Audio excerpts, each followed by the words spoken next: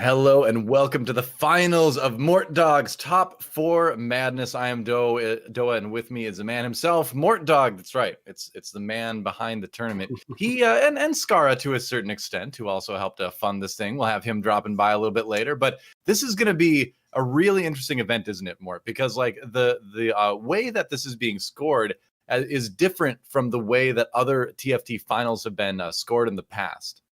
Yeah, so today it's all about getting those top fours to get up to 30 points. Mhm. And then once you get 30 points, you need either 2 more top fours to hit that 50-point mark or a first place. So if you're like one of those people, like say Aegon, who's been playing a lot of top 4 comps, you might have to pivot your strategy and aim for that first place to win it all. Yeah, and it's funny you bring up Aegon because he's the only one of our players that got here without getting a first place in any of his games too. Just really consistent play throughout, but you need to get that first at some point. So basically how we got here is via this. We started with 128 players, played a bunch of games on Friday. Yesterday we had our top 32. If you watched this stream, which hopefully you did, you saw a bunch of different games from across the different groups, and that left us with our final 8 players. And it's quite the group, honestly. It's 6 players from NA. We've got 1 player from Brazil and 1 player from EU.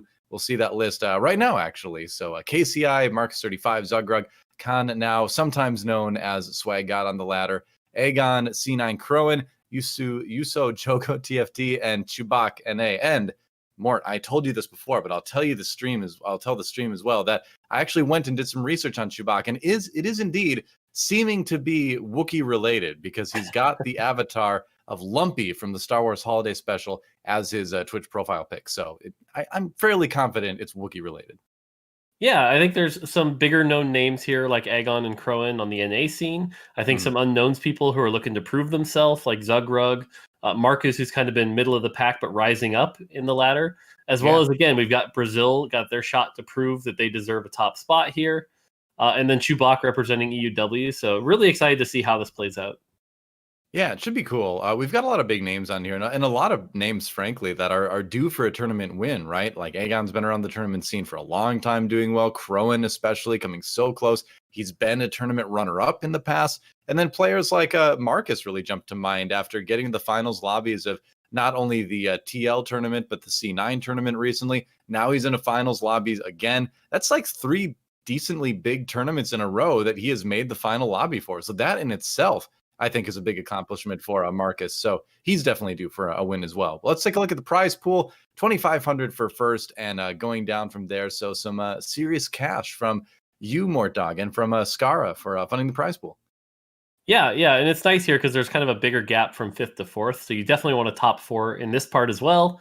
Try to get into that cash. And again, I think it's also just the pride here, right? It's like you beat for sure 127 other people at the top of the ladder to come in as number 1 in this tournament structure. And I think that'll go a long way to sort of building up that rep as one of the best in the TFT scene. So I think so too. And with TFT kind of being a newer esport, this is really the first year of competition that we've had. There was like a little bit at the end of 2019, but 2020 is when it really kind of kicked off. And so being able to make a name for yourself in the team, find in the scene rather, and find maybe that team sponsorship is a big deal in tournaments like this should help a lot with that. Yeah, especially because a lot of these tournaments don't necessarily have, big signups like 128 or more. We see a lot of tournaments at 32, 16, things like that. So being a previous winner can get you some more spots in future tournaments and it can snowball from there. So again, I think people are really aiming to have this under their belt as that person who won this big tournament.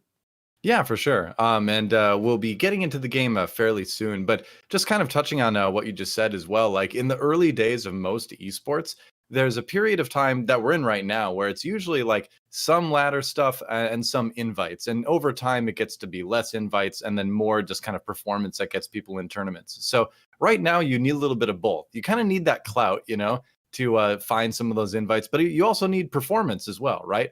So this is kind of one of those tournaments that via performance can get you some of that clout, which will be useful for, again, the remainder of the early days of TFT as an esport. Yeah, we're actually starting to see a sort of a separation in reputation as well, right? Like we definitely have our ladder players who consistently hit the top of the ladder, but then sort of struggle to make a name for themselves in the tournament. And then you have the reverse, like Aegon and Khroen, who have been almost consistent tournament performers, but you never really see them at the top of the ladder. And so it'll be interesting to see those two worlds converge a bit more in the future as well. Yeah, I am really curious to see if that that like separation continues to increase, or if like tournament prep will just kind of become part of being a good, well-rounded TFT player. But we'll find out. We're starting things off with a dwarf planet here on board with Aegon himself. And I think we started with a dwarf planet yesterday as well. Actually, we had one in one of the early games. Either way. Yeah, it was first game yesterday. It's Yeah. funny, you see the question mark ping right away. So certainly some players are not as big a fan of Dwarf Planet, but Everybody loves it. Yeah. And now, oh, Blade chose me. Blade chose me as like the new me mech now. Yep. So Woshi mech in Blade Master. Yeah. Yeah, we've definitely seen if you can hit those Blade Masters and hit that Yi, it can be a top 1 comp. But if you crash and burn with it, it's a quick, not top 4. So it's a bit of a risky strategy to do in this tournament structure. Yeah. We'll see how that plays out. But with this galaxy, we're often going to see, a lot more mechs, I expect a lot of Nico protectors. So yeah, we'll see how that goes. Right, just like anything that has like a large amount of area of effect spells, basically, because everything is so compacted that even champions like Gangplank that we've talked about that, aren't the strongest 5 costs in the game right now, can still find a place on a map like this where they can just pretty much immediately hit most of the map. Yeah, and it's funny because like snipers, for example, is something people kind of steer away from because it's like, oh, the snipers don't have as much range. Sure. But again, Teemo and Ashe both have those AoE spells, and so even snipers can perform pretty well with the right build here. Those Teemo shrooms locking everyone in place. Yeah. So yeah, even those can do pretty well. Right, because a lot of people were saying immediately like, oh, this is so bad for snipers because their trait means that they want to be farther away from the enemy champions. But then you think about it a little bit and you realize the abilities that a lot of the snipers have, namely, of course, Teemo and Ashe, kind of favor a smaller map like this. But looking at what Aegon's picked up so far, he's got interesting start. I would say like Ionic Spark is honestly one of the most slammable items in the game right now. It's just a generally useful item, but he's still got another round to see what he gets. There's other stuff like the Morellonomicon that might be useful later. But yeah, Ionic Spark is another good item for this map, in fact, because the range allows you to hit the back row with the magic resist debuff as well. So that item actually gets increased value here. And so if you're expecting to go something like the Nico or the mech, having that early can be really strong. So in your games, Mort, what would you say is the item you find yourself slamming the most? Like, what's the item where you don't really need to think about it? You just kind of slam it when you get the opportunity. For me, it's Bramble Vest. That Bramble Vest can be so useful and has so much early game power. And then late game gives you that utility you need to prevent those big crits. I just find if I can get the 2 armor Bramble Vest start, that's a free, good start to the game. Yeah, that's usually a win streak start for sure. Wow, I think I just saw someone who already had an Infinity Edge and a Last Whisper? What? Yeah, Infinity Edge, Last Whisper, Nocturne we saw there. What? All right, well, that'll get moved into Nocturne makes pretty good use of that already, but that's going to get moved into perhaps a Vein or something like that a little bit later. We'll see. Yeah, that's a crazy start. Yeah, Kanao getting that start. Man. I like the positioning from Aegon here as well. The way he put the Leona in the second row, just in case an infiltrator jumped back there, the Leona could catch it. So that was really smart positioning there. Right. A lot of the early game positioning when infiltrators are big in the meta involves, keeping your tanks back there or even just backlining everything and putting like a tank on the left and right side and then your carries in the middle. And then usually your carries are ranged, so they'll sit back while your tanks walk forward, but then they're ready for the infiltrators to jump back just in case too. Yep. I know. And yeah, Aegon choosing to do the early level at 2-1. He's got 2 stars. He's got that early Ionic Spark. So unlike, kind of past Aegon with the lose streaking, here we're seeing him try to push that win streak. The funny thing is like when he was interviewed a little while ago for one of the other tournaments recently, he said that he didn't really feel like he was a player that really favored lose streaking more than anyone else, which I was like, all right, sure, man. But, since that interview, I feel like I've been seeing him go for more win streaks openings. So I wonder if he's kind of like consciously making an effort to sort of like buck that trend and like push back against that sort of like reputation that he has. It could also be just, it could just be depending on the items he gets or the start he gets as well. Sure. But if you can pick one or the other instead of just getting, the win-loss, that's definitely one of the ways to get really good econ here. So yeah, well, I would definitely pick winning over losing for sure. Like it took me a long time to even admit to myself that loss streaking was a viable thing because I was like, no, it feels wrong. I don't want to lose, but I gotta admit, strategically, it can be pretty good sometimes. Yeah, if you're planning on running an item reliant comp, like say you really need that blue buff for say a Cassiopeia, lost streaking is a pretty valid strategy because the probability is with you that those carousels will have those items. Yes, sometimes they don't, but if they do, that payoff is real big. And so if you can do that while proper lost streaking, you can come out with the best items in the game and a good, amount of econ. Right. So Aegon, running into a Blitzcrank board. Interesting. We don't see a ton of those at the moment. A little bit more lately, but still not a whole lot. There's another Jace in the shop, but even though he's got some good stuff on his bench, I wonder if he's going to sell up to 10 here. That's a really good question. Because maybe drop the... Because, do you need the Jarvan here? Okay, so he's just going to go ahead and buy the Jace. Getting a Jace too early is such a strong power spike that... and he does do the little pre-level, I believe I saw too. Yep. So, those two things. Oh, there's another Jace right there. So maybe he can get that and get the Jace too with a sword, which is a pretty strong start. Yeah, if he can, that'll be big. I find it unlikely with the sword. Typically, you end up with a bit more of the less flexible items if you're the last pick, something like a belt, cloak, and glove. But yeah, if he could hit that early 2-star Jace now, that'd be such a massive power spike. And oh man, he's got a shot. Get it. APM. He got it. Wow, that is so big. It's funny because sword, I feel like, has dropped a little bit in a carousel priority lately because of the swords, or not swords, because of the bows being used so much in Blade Master now, because of the gloves being so used in cybernetics, and also for Shroud a lot now. Obviously, Rod is pretty popular between Morello's and Ionic Spark and Deathcap.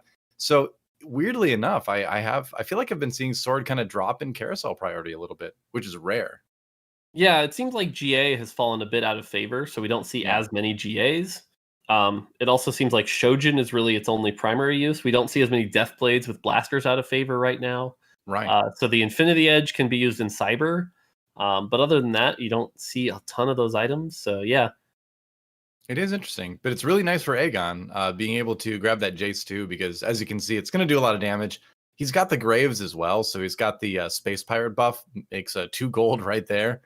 Yeah, I was going to call that out, that it was very smart to put in the Graves, turn on that 2 Pirate, because this Jace is going to do a lot of damage, plus the Ionic Spark nearby, so it's going through their magic resist. This is just a powerful start. So, yep, things being softened up a little bit too by the Ionic Spark. That's huge. And now he's got the 4 Vanguard, which 4 Vanguard early has probably the highest top 4 rate of any of the trait combinations early, even better than 4 Battlecast. So this will do really well into basically anything that doesn't have a ton of magic damage. Yeah, that makes sense. Aegon too, when we talked to him yesterday at the end of the show, he also had mentioned that he was really trying to favor playing more things like, Vanguard Mystics right now, because he just felt it was so consistent. And then like a little bit of Astro Snipers, because that's an easy tree to pivot to in the mid game if you're just not hitting the Vanguard Mystic stuff. But this Jace is such a crucial part of that this not only is this just good, but just fits in with Aegon's current preferred play style. And he's going to lose this round, but, still a strong start for Aegon. Yeah, the crazy thing is with the way the mana generation system works, where you gain mana based on the damage you took pre-mitigation. Getting 300 armor allows you to gain a bunch of mana from taking damage, and so Vanguards like Jace, who are sitting there tanking a bunch of damage, will cast their spell very frequently. And since Jace has such a powerful base spell, that leads to a lot of really good fights. So, for example, if he could get like a Dragon's Claw on this Jace, that'll just turn it into a monster. Oh yeah. And I mean, Jace is one of those few units where like you still feel pretty good putting him in at just 1 star. Like even 1-star Jace with no items, you're like, okay, he's probably still going to ult and it's probably going to do a decent amount of damage. So it's going to be worth it. Yep. He's got a Caitlyn. Yeah. Opportunity for the Caitlyn too. Oh, Spatula. All right. Interesting. Because that's not as big of an item in Vanguard Mystic, I guess. I mean, you could make someone a Battlecast, and that would help the Cassiopeia late game because you normally don't have that synergy online. But I guess maybe Celestial, if you find a Lulu, you could do that Spatula. I think the big thing here is without the 2 tiers, I find it unlikely that he's going to end up in the Vanguard Mystic. So I think we're looking more at the 4 Vanguard Sniper, which is why he's holding on to the Caitlyn. Yeah. Hopefully we'll see like the Teemo and Bard come in, get that going. It'll be interesting though, because I'm not sure what items he's going to put on those snipers. So yeah, And it'll be a tough transition to maybe turn this into a first. So what do you think about this Hextech Gunblade over building like an Ionic Spark or something like that? That's kind of surprising to me. It's a good item for Jace, but usually it's not the first item you see somebody slam. I guess he's already got the Ionic on Leona, but still. Yeah, so Hextech as is I was kinda- mentioning with the pre-mitigation damage, the Gunblade allows you to basically gain a bunch of that health back. And so you're tanking a ton of damage, getting the mana from taking the damage, casting the spell, going back to full, and rinse and repeat. And so this can be a really powerful combo. Gunblade Jace, again, with like maybe a Dragon's Claw, maybe a Bramble Vest, can just go infinite. He's like a infinite mana generator almost. Yep. Cool. All right. Well, obviously it's a very strong start for Aegon. Let's see what Khroen is up to, actually. He is one of the other players coming into this lobby with 2 first places from yesterday. He and Marcus were the only 2 players to get 2 firsts in the round of 32. And he is running a little bit of a cybernetic start here. Yeah, so it looks like he's got really good composition going, really good economy going, but struggling to find sort of those late game cybernetic items. We talked about yesterday the Infinity Edge, Last Whisper, Giant Slayer, Vayne. Yeah. And we're not seeing a whole lot of that here. We're just sort of seeing an RFC, which on this map is a bit of a struggle to put on. Can deal with like the dodge mech, for example. It can be good there. But otherwise might be struggling to hit that late game cybernetic that can really end the game in a top 4. So a little worrisome here. Yeah, I'm kind of surprised he ended up with an RFC and a sword on the Lucian. Like, I don't want to assume that mistakes were made, but I could see a scenario where he was going to build a Giant Slayer and just forgot he already had a bow on Lucian or something like that. Oof. And ended up with this. Like, I hope that's not the case. Like, it could still just be that this is what he felt was going to be the strongest thing to play at the moment. But, and you know, knowing the order in which he got the items would tell a lot of the story too. But yeah, it is an awkward combination on Lucian. So I think you raise a really good point that you already, if you're going to play cybernetics, have to start thinking about the late game and have to make sure you're preparing to have all those items that are so crucial to make the comp work.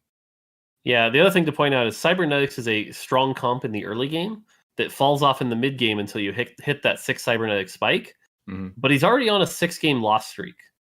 So didn't really get that early game spike, is lacking in health. So he's going to need to turn on that 6 cybernetic real quick, or this is just going to bleed out into like 30 health, 20 health, which could put him in a really dangerous spot to hit that top 4. He's taking so much damage too, and I wonder, like, I wonder even if cybernetics is an option right now, because he's got the 3 cyber trait going, but he didn't pick up the Fiora, and I feel like he's probably thinking about maybe doing something else at this point.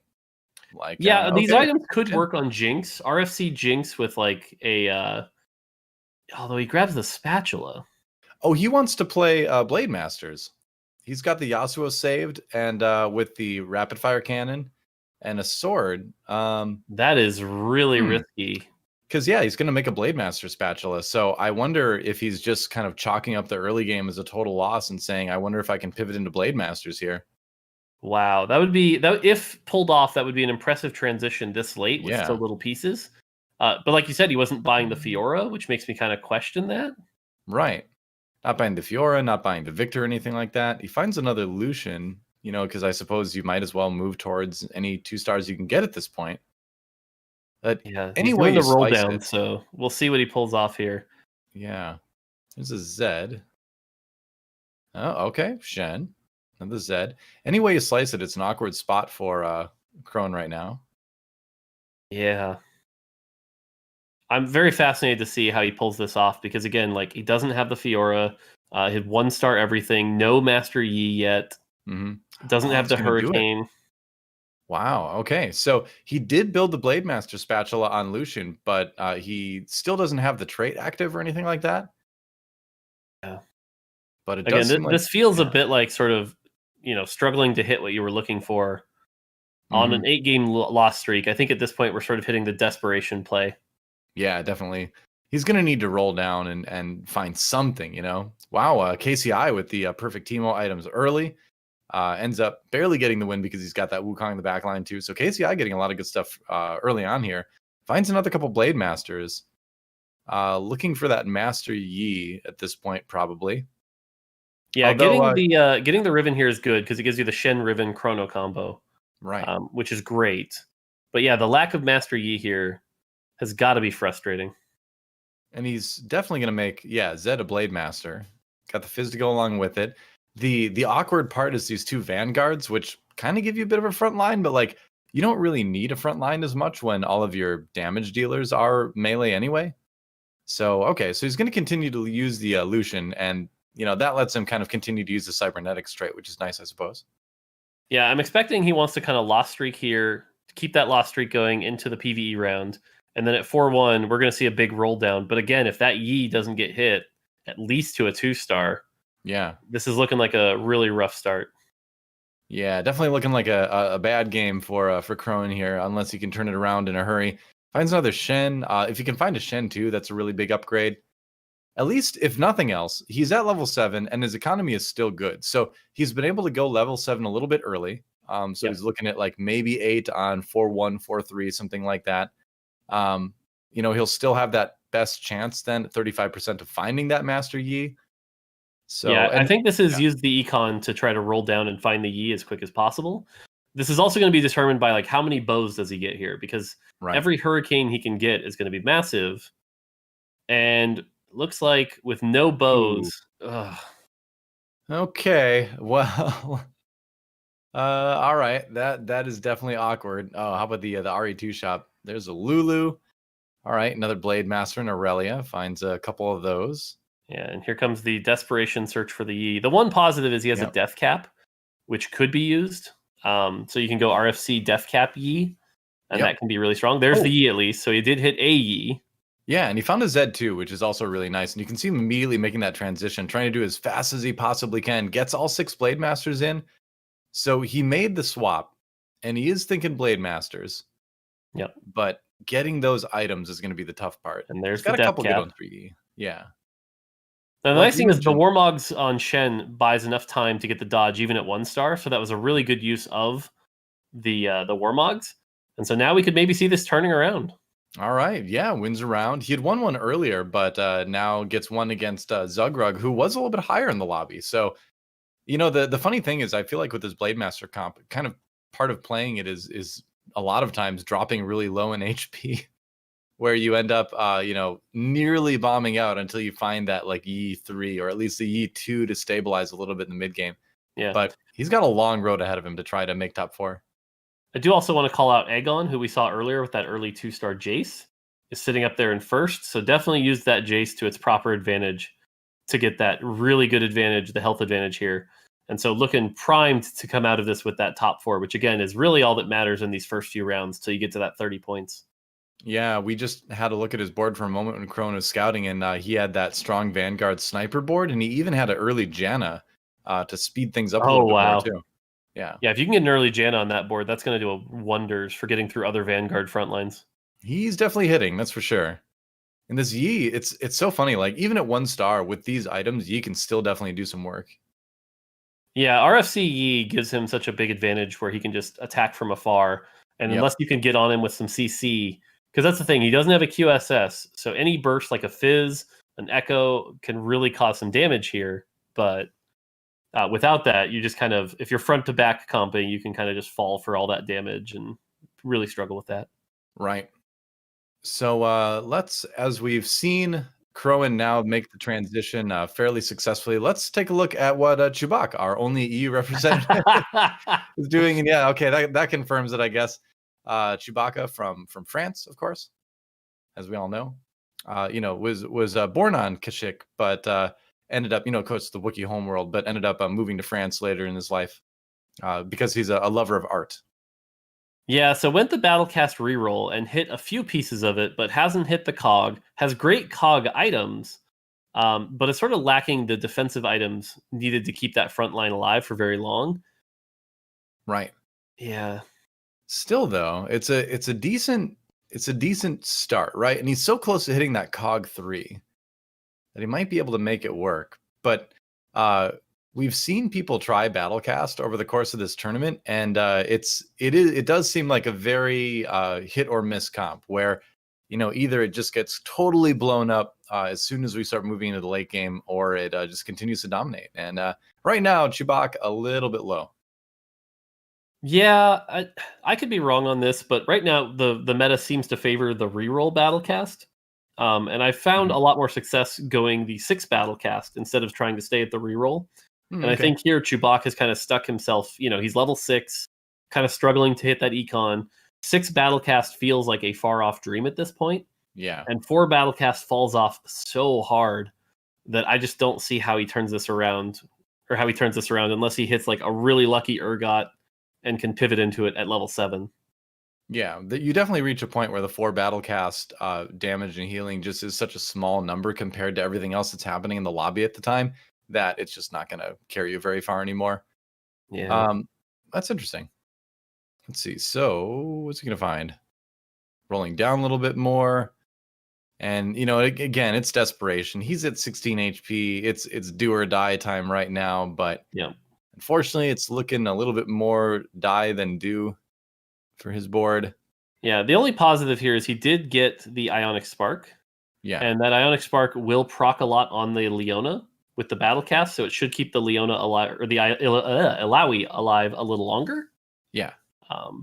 So that should be a small help. But yeah, he rolled down pretty much all of his economy, didn't hit a Kog'Maw, so he's still 2 Kog'Maws away. This is looking real bad for Chewbacca.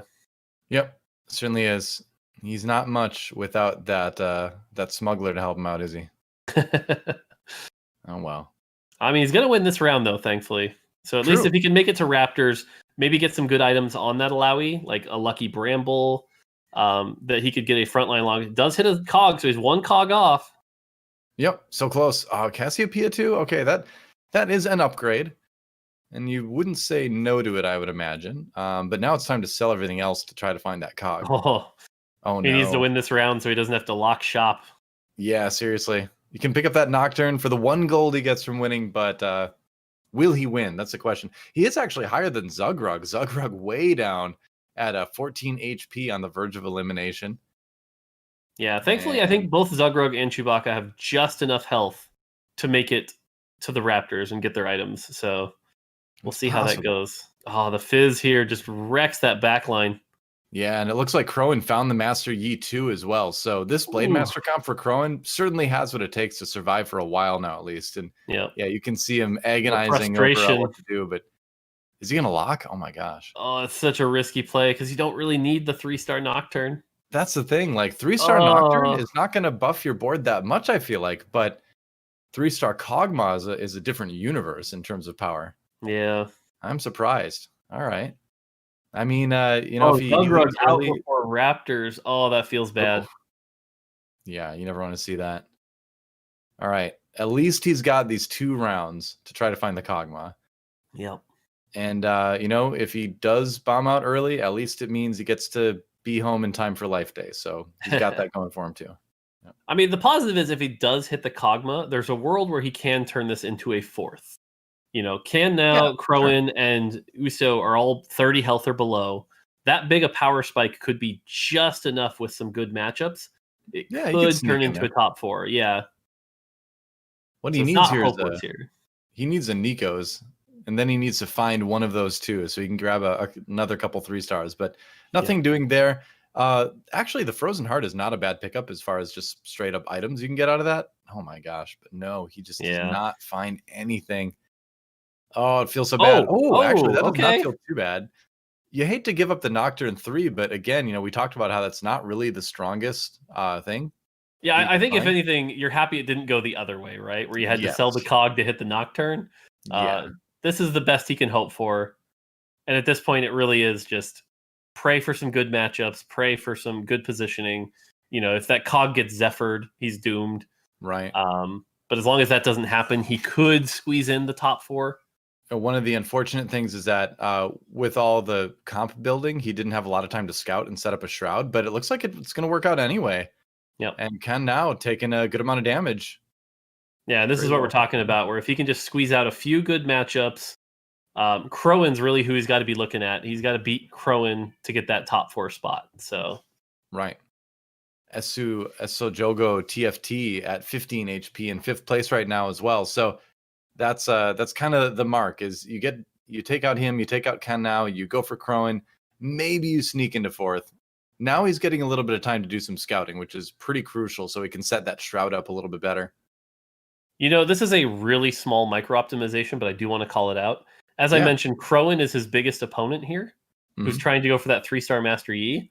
And so you can see Chewbacca here holding a Master Yi on his bench just to slightly lower the odds to make sure that because if Khroen hits that Master 3 or 3-star Master Yi, his hope for top 4 is over. So That's a really good point.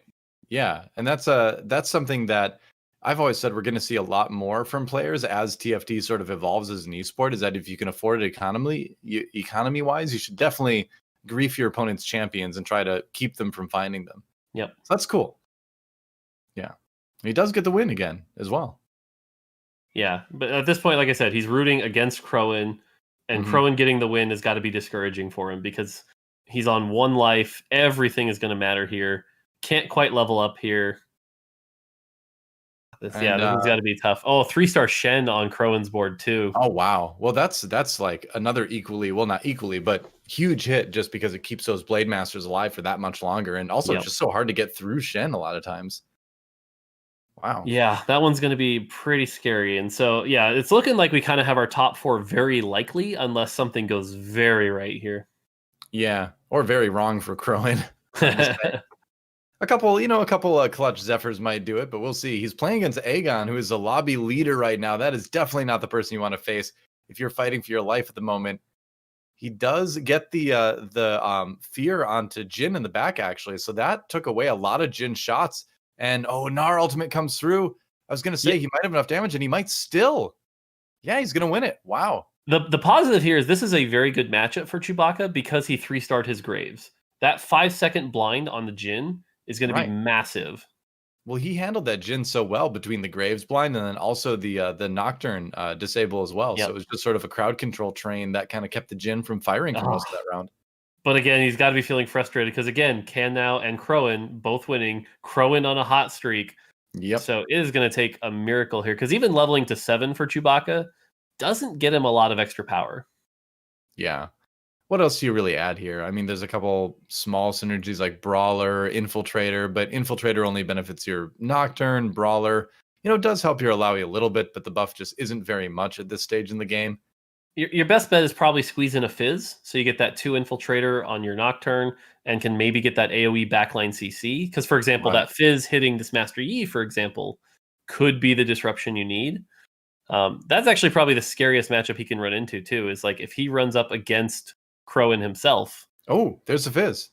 The Fizz. He picked up a couple Blitzcranks. So yeah, he's deciding now between Brawler and Infiltrator. And I like the Fizz better as well. The crowd control is stronger, giving Nocturne a little bit more attack speed to get his ability off earlier. Seems good. Yeah. Like I said, he's most nervous for the Khroen matchup here. Yeah. Goes with the Blitzcrank. All right. Goes up against Ken now. His chance to knock him out. Trap Claw on the Graves. And that's going to probably pop with the Nautilus ult. Yep, seems like it did. A lot of time for this Kog'Maw here. Even with the Gnar coming in, getting the big ultimate, he looks like he's going to send Ken now out. The Jin's on the right target, though. Yep. Oh, the blind. The blind, though, was real good. That was ultra close, but he survives to 5th. So Chewbacca continues to charge his way up the standings, but Khroen still win streaking as well. It's kind of on Marcus now, the new target. Yeah, the targeting has changed here. So, like, we want to see how good Marcus is handling this because Marcus is his next hope for that top 4. So, right. A new hope, as it were. we got a Star Wars theme going. We might as well roll with it. I like it. Let's see. Yeah, the 6 Blade Master, again, Khroen's kind of hit that. If he hits that 3-star Yi, that could be a first place. Yeah. But yeah, we'll see what Marcus is running because that's going to really change the hope here. Oh, up against Khroen. This is real rough. This might be it for. Yeah, that's not who you want to play against. At least he takes out the one of them early on, but the Fizz ult comes through and Zed just decimating the back line. It looks like that's where it's gonna end. Oh well. The Khroen strikes back, and Chewbacca is out of the game in 5th, which in this tournament, doesn't really do him any favors. That's 0 points. Yeah, so the thing here is everyone who just got a, top 4 gets their 10 points, gets them that much closer to victory. But they're still playing for tiebreakers, because if we end up in the situation where somebody hits that 50-point mark, or two people hit that 50-point mark, a first place in the past can break those ties. So you still are really fighting for those future tiebreaker points as well here.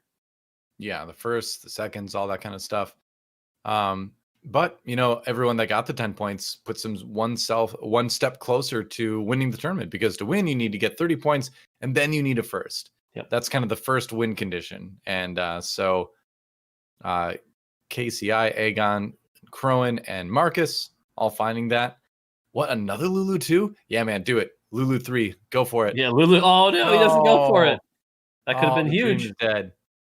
We talked about this at the beginning of the game, though, right? The dwarf planet, people go, no snipers. But here we are, Astro snipers doing very well, topping the lobby. And I think Aegon was also running snipers. So we've got 2 snipers in the top 4 on dwarf planet. And Khroen hits the 3-star Yi, by the way. Well, and 3-star Yasuo right now, too. Yeah, Khroen looking poised to take the win here. That's been what's been happening lately for sure. He did get a big Zephyr onto Shen, and that Master Yi getting crowd controlled so much is going to get popped by the team mushrooms. Yeah.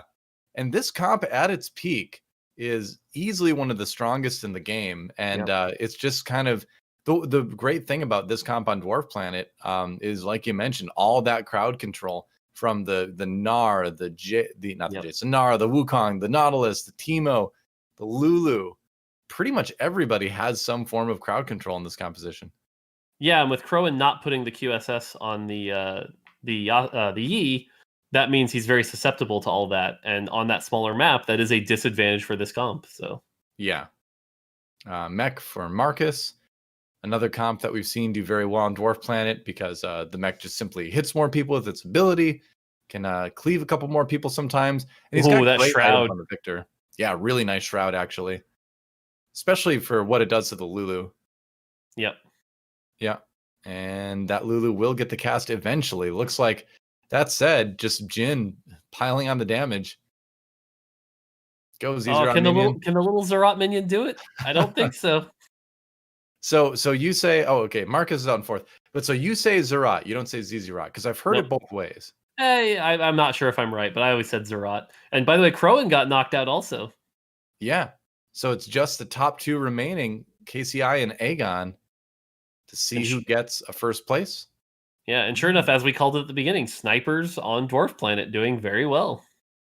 Oh, interesting. And he swaps down to a 3 Vanguard, actually. So recognizing that his opponent's comp isn't really going to put in a ton of AD damage, so why not load up on the crowd control and the snipers? And that's a nice little tech to try to win this 1v1. That's cool. Yeah, it's a little risky because there is the Jhin in the backline. But yeah, the combination of the damage from Teemo as well as Xerath, yeah, you probably don't need the Vanguard. And it's looking pretty good here for KCI. Yeah, just a really nice Zephyr on the Jhin on the other side. So Aegon not really even getting a chance. And that's actually the end of the game. KCI manages to take the first in game number 1. Very well played. Very well played there. Yeah. It was nice to see the him use the snipers, use the Teemo as we talked about in a good way, and even beat the 6 Blade Master that had 3-star just about everything. And Khroen did that to just barely sneak into the top 4, but that is all that matters. He gets those 10 points. So, well, that was really impressive too when we were watching Khroen making that transition into the Blade Master comp, because he took so many losses on the way, but you could tell he was very prepared. He was building towards it for a number of rounds. And then, when he finally made that decision to do the roll down, find it, ready to swap things in very smoothly. That was just like one of the cleanest transitions into salvaging a top 4 that I think I've ever seen. Yeah, it comes with its risks for sure, but he managed to pull it off. So, well, that means KCI, Marcus 35, Aegon, and Khroen are players with 10 points so far by virtue of getting those top 4s. Like we mentioned earlier, you want to get 30 points total and then a first, and that will win you the tournament. Alternatively, the first player to 50 points just wins it as well, right? Yep. Yeah, getting the first is definitely the easiest way to do it, but if you just manage to top 4, 5 games in a row, that's another way to go.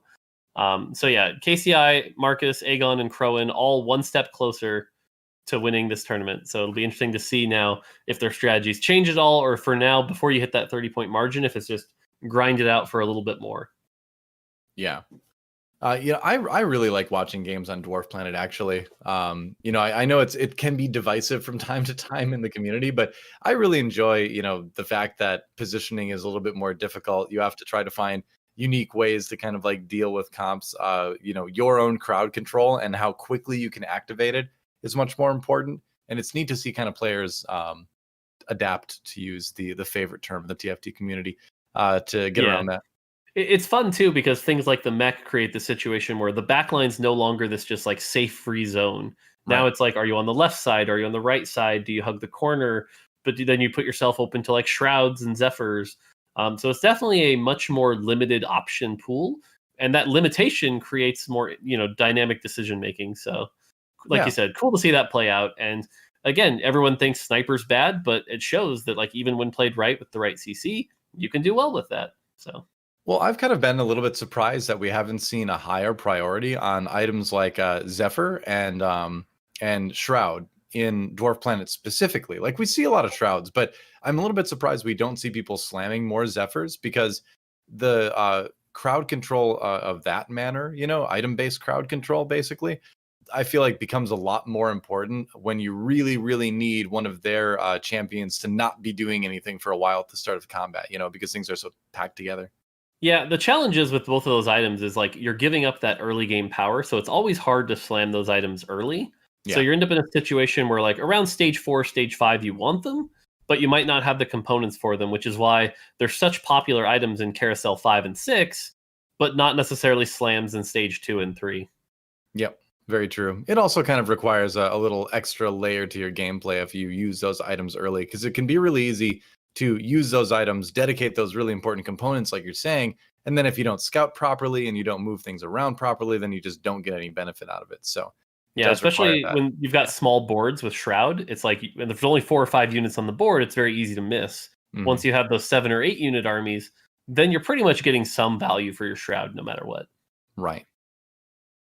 So we are going into game number 2 more momentarily here. We're going to start things off with Swag God, aka Ken, now, as we see what the next galaxy is going to be, or maybe no galaxy. Maybe we get a normal one as well. Who knows? I'm rooting for Plunder Planet. Let's see Plunder Planet again. Yeah, that's right. We got one Plunder Planet. I think it was the final game of the C9 tournament. We got a Plunder Planet. Or was it yesterday? I can't remember. I've casted so much TFT. This is my sixth day of TFT casting this week. So all the games are starting to kind of like blur together at this point. But it has been fun to see the few games on Plunder Planet we've seen so far. Oh, Treasure Trove. This is another fun one I haven't seen in a while. So yeah, so this one's always entertaining because you just get a lot more resources, both in gold and in items, to build your comp around. Yeah, the interesting thing with this one is you usually end up with about 12 extra gold at the start. And so what people choose to do with that is, do they aggressively level to 4, or do they use it early to build up that econ very quick, and we start seeing much stronger economies? Yeah. And then from there, do they take that and like do something like the reroll battlecast? Because reroll battlecast struggles early without that early econ. But now that you've got that early econ, you can spend that time in the level 4, level 5 range rerolling. So yeah, a bunch of new options open up here. Right. So Ken now there finds the rod early on the Nocturne. Oh, okay. So there's your battlecast right away if he wants to go that direction. And yeah, because we see here on Treasure Trove, every mob drops a small orb, and those small orbs are 2 to 3 gold plus some minions. This is also a galaxy where we could see a lot of Bard starts, Cassiopeia starts, Jace starts, if you get those from the orbs. So keep an eye out for those as well, because those can be really instrumental in someone pulling ahead pretty quickly. Right. The Bard start is kind of the one everyone I think is particularly looking for right now, just because people have found out, that you can kind of ride that Bard and the tide of meeps to a fast level 9 on maps like this, and then have a lot of good items to slam on some of those legendaries. Yeah, Kano in an interesting position because he's only got one item so far, so it's hard to necessarily pick a direction. Usually you want to see what your second and third items are before you lock it in. And also not really hitting any of the 3 costs from his orbs. Oh, it gets the Shaco, though. Okay. Huh. Shaco. So That's one of the ones where it seems like it's fallen off a little bit in terms of broad value as a 3 cost. And yeah, we do see him sell it there, which, maybe 2 weeks ago, never would have sold a Shaco like that. Shaco's just too strong. And he still is a strong unit, but we've seen more of a focus over to, like the Vayne and things like that nowadays. Yeah, it'll be interesting because this is where you have a tough decision. See, Right. he even pre-leveled. If you don't know if you caught that, he just pre-leveled. Yeah. So now very likely to see or at least more likely to see a 3 cost in the shop. So Yeah, another nice little tech to just like try to get some of those really early better units rolling. Oh, okay, so he doesn't get the pay Ziggs. off. No 3 costs there. Does get a better number of 2 costs at least. Interesting item choices too. He could build the Runins, could build the Ionic Spark. Is he looking mech? This is fascinating. Yeah, I wonder. The 2 Lucians in the shop are also... He's got a Leona. He's got the 2 Lucians. That's really hard to resist. But it looks like he's going to go down the mech Sork path. So Yeah. And, I like this because Annie, with the buffs she got like 2 patches ago, I believe it was, or maybe it was just 3.5 where the mech pilots got just like a lot stronger individually. But she's a legit frontline tank for some of these early rounds now. Maybe not against Vayne with an IE, but still. I was going to say, up against Cybernetic with Vayne IE already, that can be a little rough, but... Yeah, never mind. And see, here we're talking about, though, he's already level 4 with 10 gold in his economy. So we'll at least be able to start building that up to hopefully hit that level 6 point, start finding those rumbles and fizzes, if mech is where he chooses to stay. He's got options, though, at least. Yeah, Zugrug with that early Cyber, though, that's what we're talking about, right? Where you hit those 3 cost units from those boxes and use that to establish what you're going to do on this map to get a very good start. So, that's interesting. He finds the Syndra now. So he doesn't really have any items to really make that pop off at the moment, but you can go Star Guardian with this. And Annie, like I mentioned, still can serve as sort of a secondary tank. He's thinking about leveling to get the Leona back in there again. All right, just does it. The lack of items here is going to make this comp struggle a bit, but definitely choosing to do this to preserve health, which again, for a top 4 tournament, I do think is the right play. Yeah, it does make sense. And so he's looking pretty good this round, despite the Ziggs with the blue buff on the other side. I feel like once the Ari goes off, that'll be a good amount of damage, and obviously Syndra is going to be decent as well. Yeah, the Zig's already dead, so this will be a round win for Kanao. Yeah, and so again, this is what we're talking about with a good play, like to level up to save and preserve that health. But I also will call out that maybe Lost Streaking was the right play here because this is an item-dependent comp. Whether he goes Mech or Star Guardian, he's going to need those tiers. He's going to need those QSS. And he is putting himself in a position where he might not get that choice on the carousel. Right. Okay, so he finds 2 Protectors, which is, a lot of people would pick that over the 2 Vanguards early on. Partially because the Vanguards aren't generally something that go late with Cybernetics anymore. Vanguard Sorcerer isn't something that gets played in the mid game much at this point. But also just like the Protectors offer better crowd control in a lot of cases, especially if you can get that Recon online. Yeah, the Nico Recon with Star Guardian frontline has proven to be sort of the best version of this comp. Yeah, because those repeated shields, if you can get tanky items on the Nico, she can tank and CC entire armies for very long amounts of time. Right. So I really like this opening because you're so open to like a multitude of different sort comps, right? Where you can go mech with that, you can go Nico carry with the Protectors, you could even start building your items towards the Riven carry if you end up finding like an early Riven for some reason, which we have seen start to come back just a little bit. So this is the fun thing with Sorks, I feel like right now in 10.15 is that there's multiple different front lines you can sort of build your Sork comp around. Yeah, it'll be interesting to see what items he goes for. The belt could give him a Warmogs, which with that 2 Protector is a lot of power.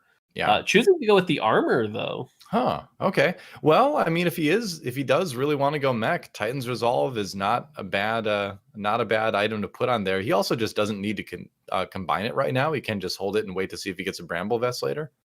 Yeah, there's Titan's Resolve for the mech. There's Shroud in general, which can work on the mech or anything else. True. There's GA on Nico.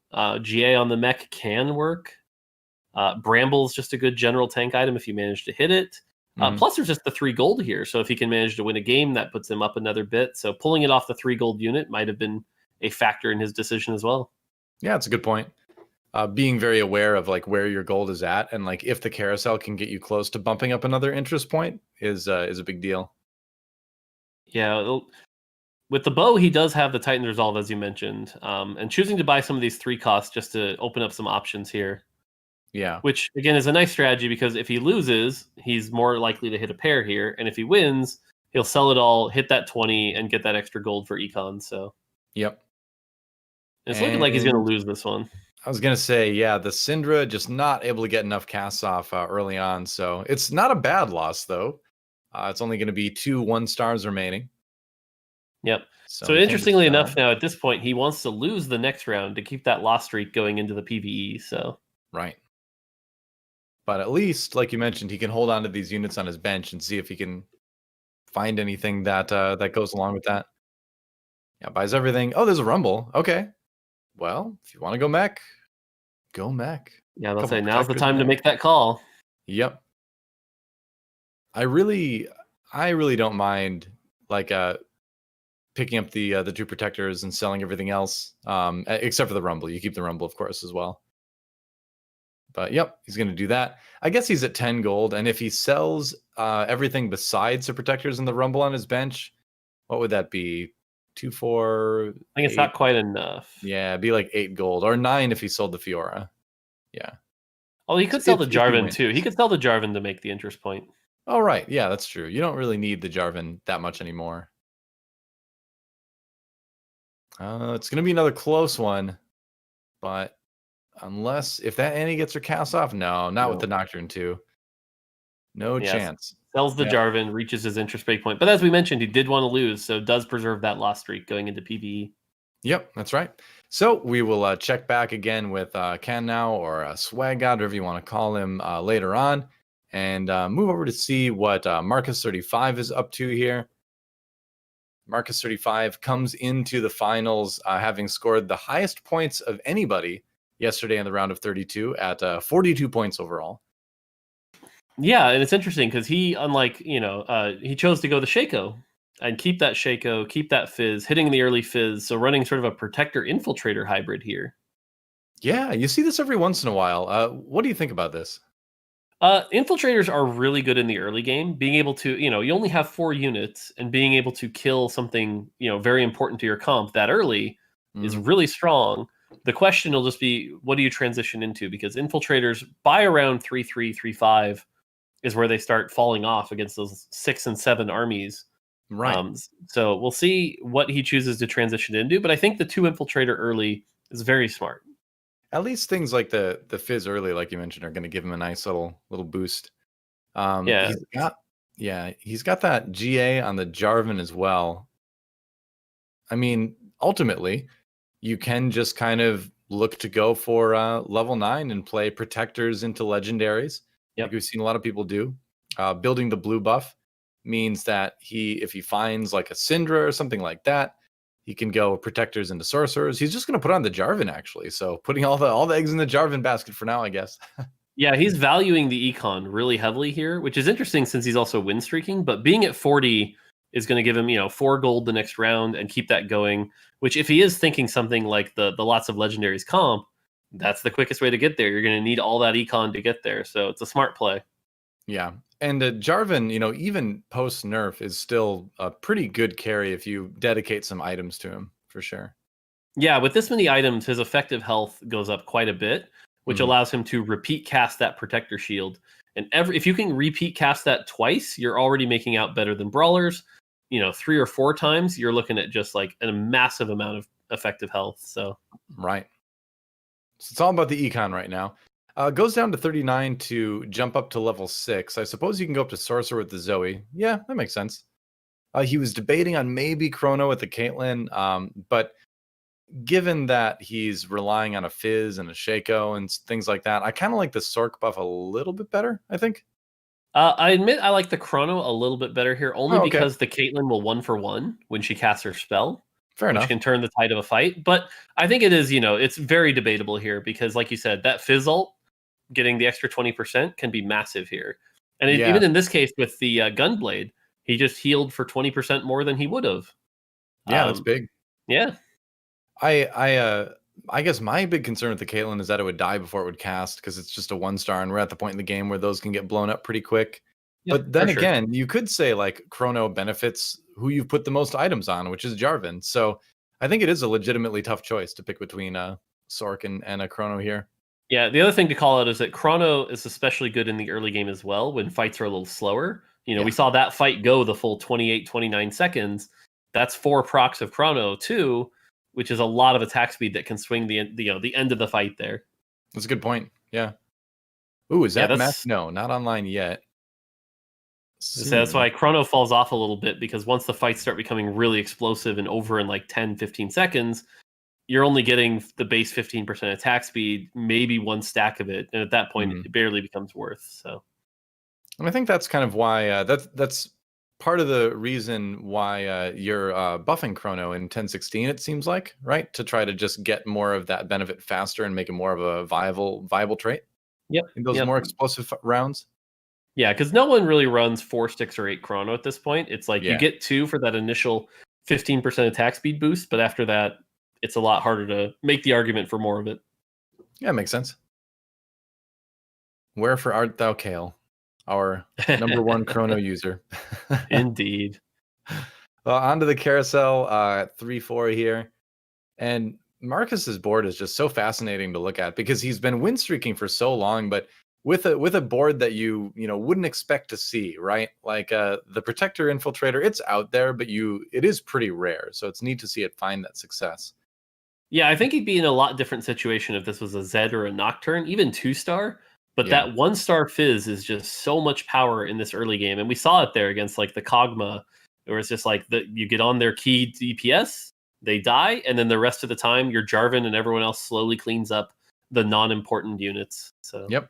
Pretty much. Now, will he Nico's this Fizz? That's what I'm wondering. Because he's at the point in the game after this carousel when you're looking ahead to like 4-1 or something, where this board is going to need to get stronger, right? If it wants to keep win streaking.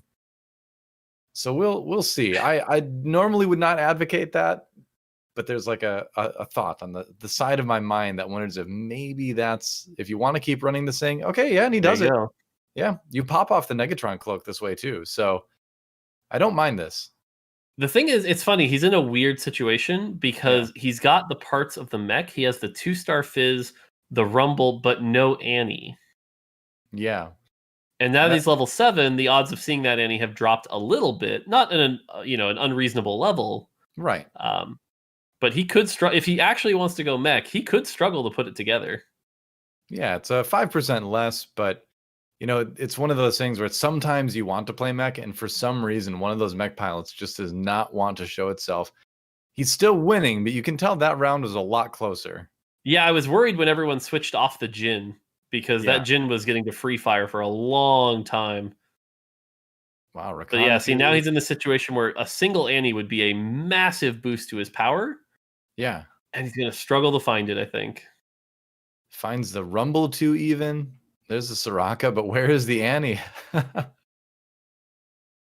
Oh, the agony. Yeah. He has no real economy, but at the same time, he is win streaking, so it's very easy to build that back up as long as he keeps that win streak.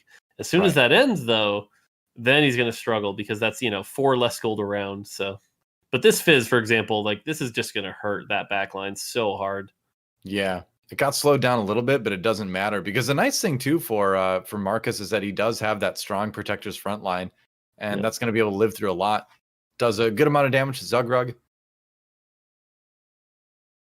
but I think it's time to check out a different board and see what someone else is up to. We'll check back later and see if Marcus can discover an Annie in his shop at some point and get that mech online.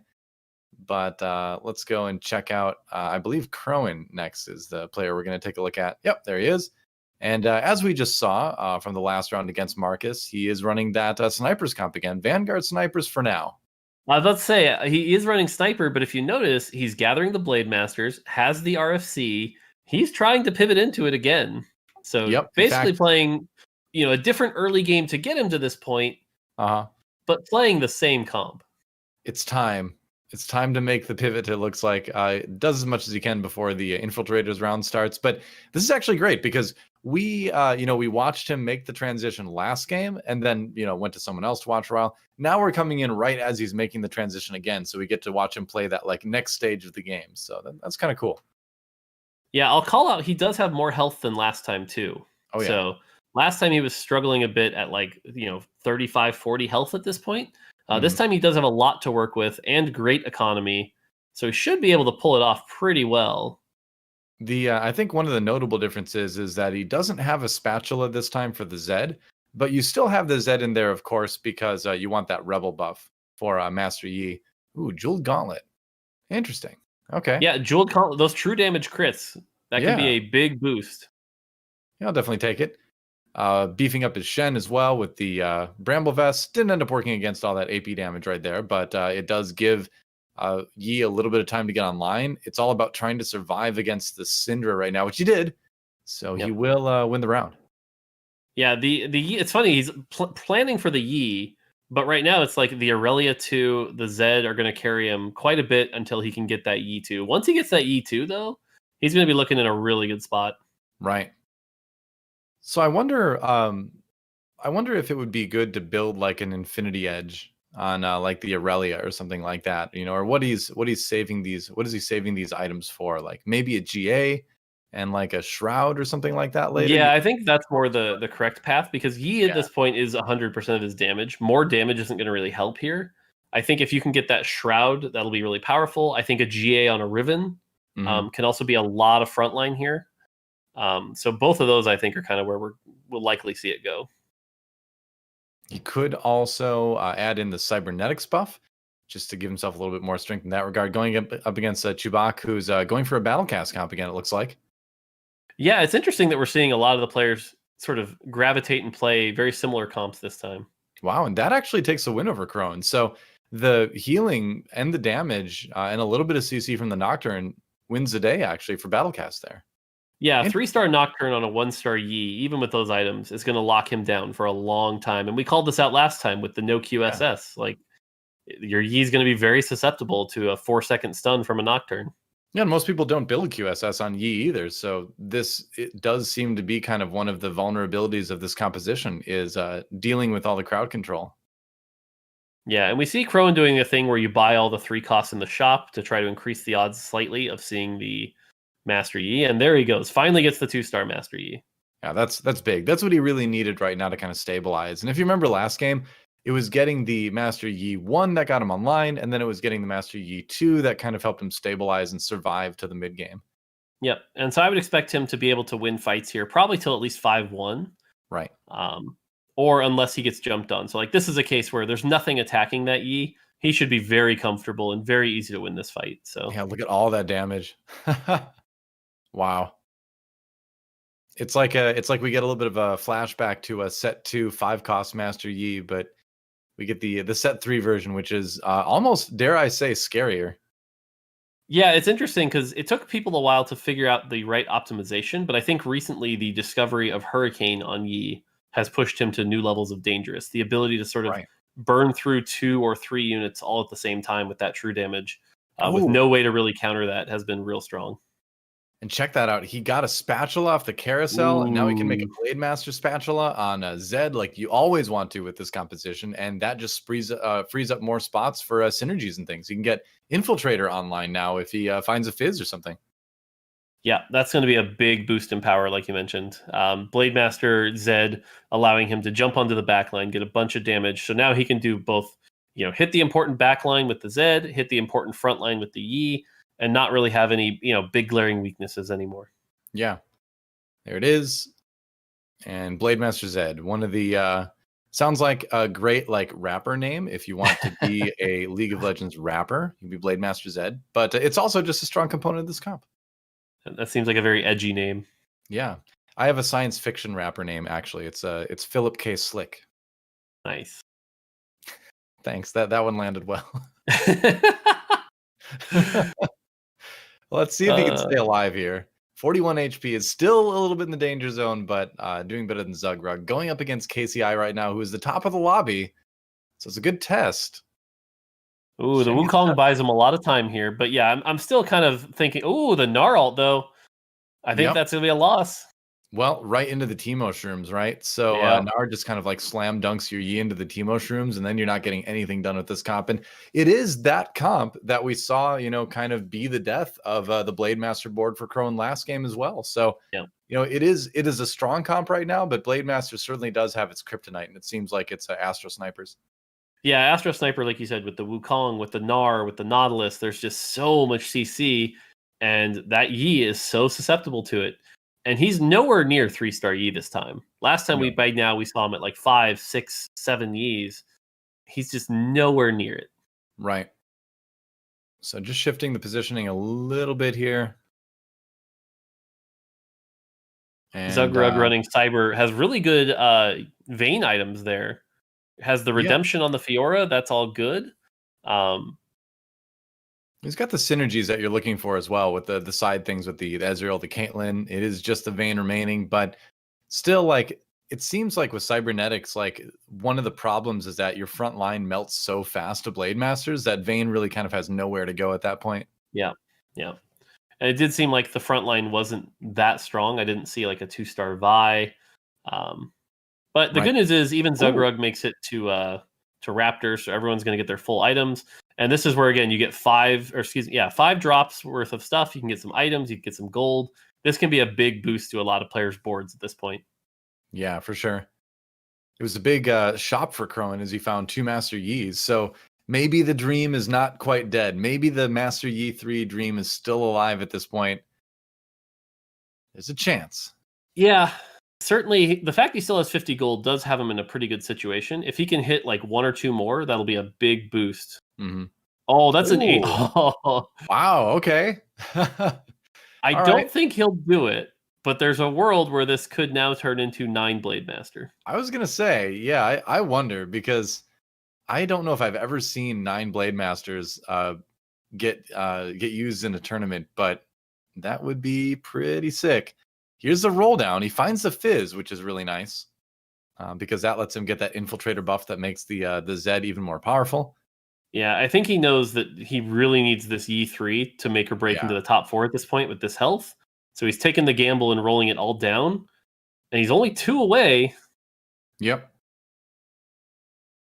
Got a chance later on. What do you put on the Yasuo? I like this choice. I like the Chalice. Yeah. That makes the true damage from the Yi even bigger. So that's a smart choice. Yeah, it definitely seems solid. And he needs it because the demolition is done. Yep. Once again, the crowd control wins the round. Ken now in a little bit of trouble as well. Yeah, I think he put himself in an awkward spot though with the spatula now, because it could have been a Celestial spat, could have been a Blade Master spat, and now it's just a battlecast, which he has no real need for. So right. Well, it is interesting. And now he's just got 6 or 7 of many things and no gold left. So I think he's in a bit of trouble here. Yeah, I think maybe you just go all in for the Yi 3. Just kind of sell everything and go for it. I would agree. I mean, what else do you do at this point? Nothing else is going to give you really the chance to stay in the game for much longer. I think the only other one might be the Shen, because buying that extra time on the front line with the Shen 3 could be massive. Yeah. But I think, you sell the Yasuo, you sell the Zed, and it's really about trying to hit that E3. Right. The Shen too is just or the Shen also is what I should say, is slightly harder to hit because you've got that lower percentage chance now that he's level 7. And he's down to his last life now. Yeah. Yeah, that's definitely going to be it, unless he finds the E3 pretty much right now, or hits someone who has a weak board as well. And we talked about this a bit with this comp, right? This is a very high risk, high reward comp, and in this case, the risk is not paying off. Yeah. And in this top 4 format, is this what you should be running? I'm not as convinced. He can get himself 1 Shen away from Shen 3. All right. But I feel like you have to make a decision one way or another. It looks like he's not going to. No, just kind of doing some scouting. I think this is just kind of going to be it for Khroen, unless he gets a win here. Does dodge a Shroud, which is nice. The nice thing is he is up against Vanguard Mystic, and Blade Master does very well into this comp. As long as the Wukong doesn't get on the Yi, which unfortunately it did, but he should be okay, because Vanguard Mystic is all about preventing, both the physical and the magic damage. not so much the true damage, but that Jace 3 is just way too strong. Yeah. And that'll be the end of Khroen. We did see it be almost a little bit competitive. I mean, he did Zephyr the Jace as well, but just couldn't burn through everything quite quick enough. Aegon is going to be the player we're going to watch now as we go into our first full item carousel here on 5-4. Zugrug also out, unfortunately. So, yeah. KCI, though, who won our last game, playing really well again, sitting on top of the lobby. So that's cool to see. Aegon, though, sitting at 22 here, has got to try to push a little bit harder to get that top 4 he's looking for. So, yep, pretty much. Just barely on the outside looking in at this point.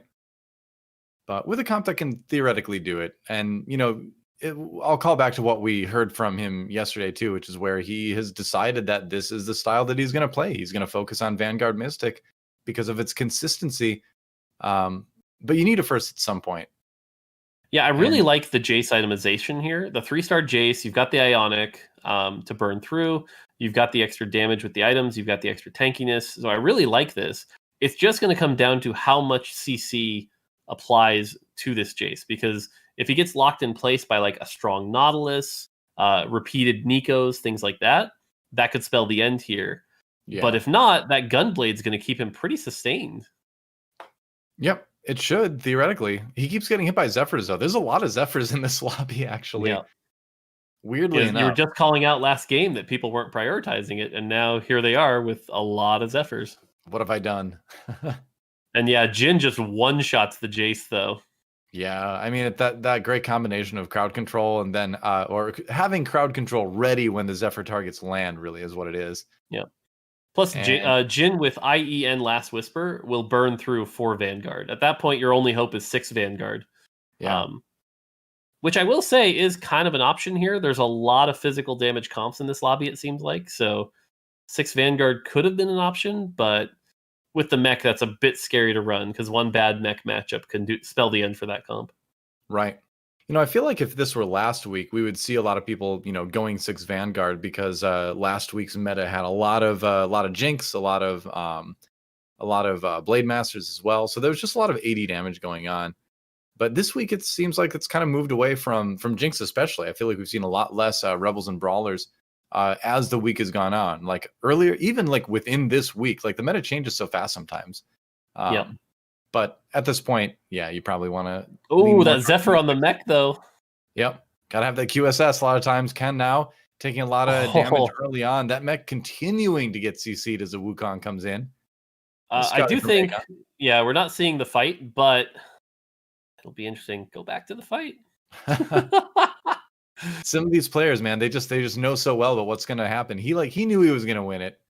Which, I mean, certainly like getting the Zephyr on the mech, but it was still pretty close. Yeah, that's going to actually send Ken now out in 6th place. So Aegon just on the outside of top 4. If he can take out Chewbacca or possibly Marcus, he can do it. So these items not the best for Aegon here. Mm-hmm. The blue buff is okay on, say, the Soraka for an earlier cast. The Chalice can buff the healing as well. It's hard to position the Chalice to where the Cassiopeia can really benefit from it. So that's a little trickier. So I think we're going to see a backline Mystics get a bunch more AP. And then that Bloodthirster is just kind of a rough landing for him because no one really needs that Bloodthirster. Right. Yeah, and that happens sometimes with like the 3-item canes whether it's in a treasure trove or other galaxies. Sometimes you just don't find a big usage for it. Yeah, so my expectation here is like you can also go blue buff on Karma, but like buffing Cassiopeia's attack speed isn't really as important here. Mm-hmm. So my expectation is that those items almost all go on Soraka. The only other exception might be Bloodthirster on the Mordekaiser for the extra magic resist. Well, Soraka's such a good item holder for just random stuff, you know, because she has a long attack range. So even like 80 items she can kind of make use of, funny enough. But the blue buff is going to give her that early cast as well, which is going to be pretty strong. I do think chalicing the Jace here was also a good choice because bigger AP means more healing from that Hextech Gunblade. True. Ooh, and it just barely stays alive here. I think the next time the Vayne targets it, though, that's going to be the end of the Jace. So we'll see. But again, that Gunblade healing doing work. Yeah. If we can get a Nautilus ult here. And it's so big to like have Guardian Angel. to come right back out of the ult and gain all that health back. So he beats the ghost at least. Oh, top Well, 4. That's it. Yeah, that was massive. That was a really important win for Aegon to get him into the top 4. So now KCI, Marcus, and Aegon are both going to be sitting at 20 points, which is huge for them. So really important play there. Happy to see that. Yeah. And the nice thing for players like Khroen that went down in 8th, it's really not any worse than taking 5th at this point. It's just not top 4. And if you're just jumping on the stream now, like in this tournament, in this finals, top 4 are the only 4 that get points. Everybody gets 10, everybody else gets 0. So it's very much like a binary result, win or lose. Get points, don't get points. So and we're sort of seeing what we expect to see is like it's a very shroud heavy meta now. Where we're seeing 2 to 3 shrouds per board almost at this point. But if that Vayne, okay, the GA was also a really smart optimization here by Aegon, I gotta say, because even if he gets bursted down by a Vayne or a Jhin, he gets to come back and then re-heal with that Gunblade. So smart itemization from Aegon. Right. I've always liked Jace as one of my favorite Guardian Angel holders because him coming back almost always guarantees another ult. And so when he gets detargeted, he's able to like pop back up, get a little bit more attacking in, get another big AoE damage ultimate done, and then, maybe go down. But like you mentioned with that Hex Tech, now he doesn't go down after that ult he comes back with. He manages to maybe stick around for another one. So just get the most out of that Jace 3. Yeah, I'll also call out that KCI again playing the Astro Sniper and doing very well with it here. Double Zephyr, blue buff Teemo, IE Last Whisper Jhin. Wow, the Zephyr on the Jace is going to slow things down a lot. That's going to give time for the Teemo Shrooms to come in. I think we might be looking at a double kill here. Maybe, because Marcus went out in 4th, so it is just 3 players remaining. And Aegon out, and he seems like it's almost a double kill. So jogo TFT wins. So we're not done yet. Not quite. All right, so on board with KCE, or KCI rather. He's got to be happy with his results here, by the way. 2 back-to-back firsts. Like, you've got the momentum is so with him right now. Let's just hope he can maintain it, though, because one more top 4 and then he needs firsts. I would hate for it to be he burned all his firsts in the early game and then can't quite finish it off. Well, yeah, don't start talking about statistics around him, because if he gets 2 firsts in a row, like what are the chances he's going to get another one to win the tournament? That's where it gets a little bit rough. You almost want to save it, Exactly. And I think maybe that's where other players are playing the long game here. Exactly. They don't want those firsts yet. They're just biding their time. Aegon just playing the Vanguard Mystic. He's just biding his time. I do want to call out KCI's itemization here a little bit, because we mentioned Astro Sniper has a lot of CC.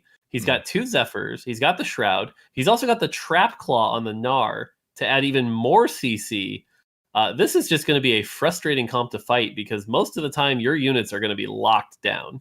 Yeah, and there's kind of a couple different philosophies that you can approach. Is it looks like actually SO Jogo TFT is going to win another round here, so maybe it's not going to be another first for KCI. That's 2 rounds in a row that he has dropped to this cybernetics comp.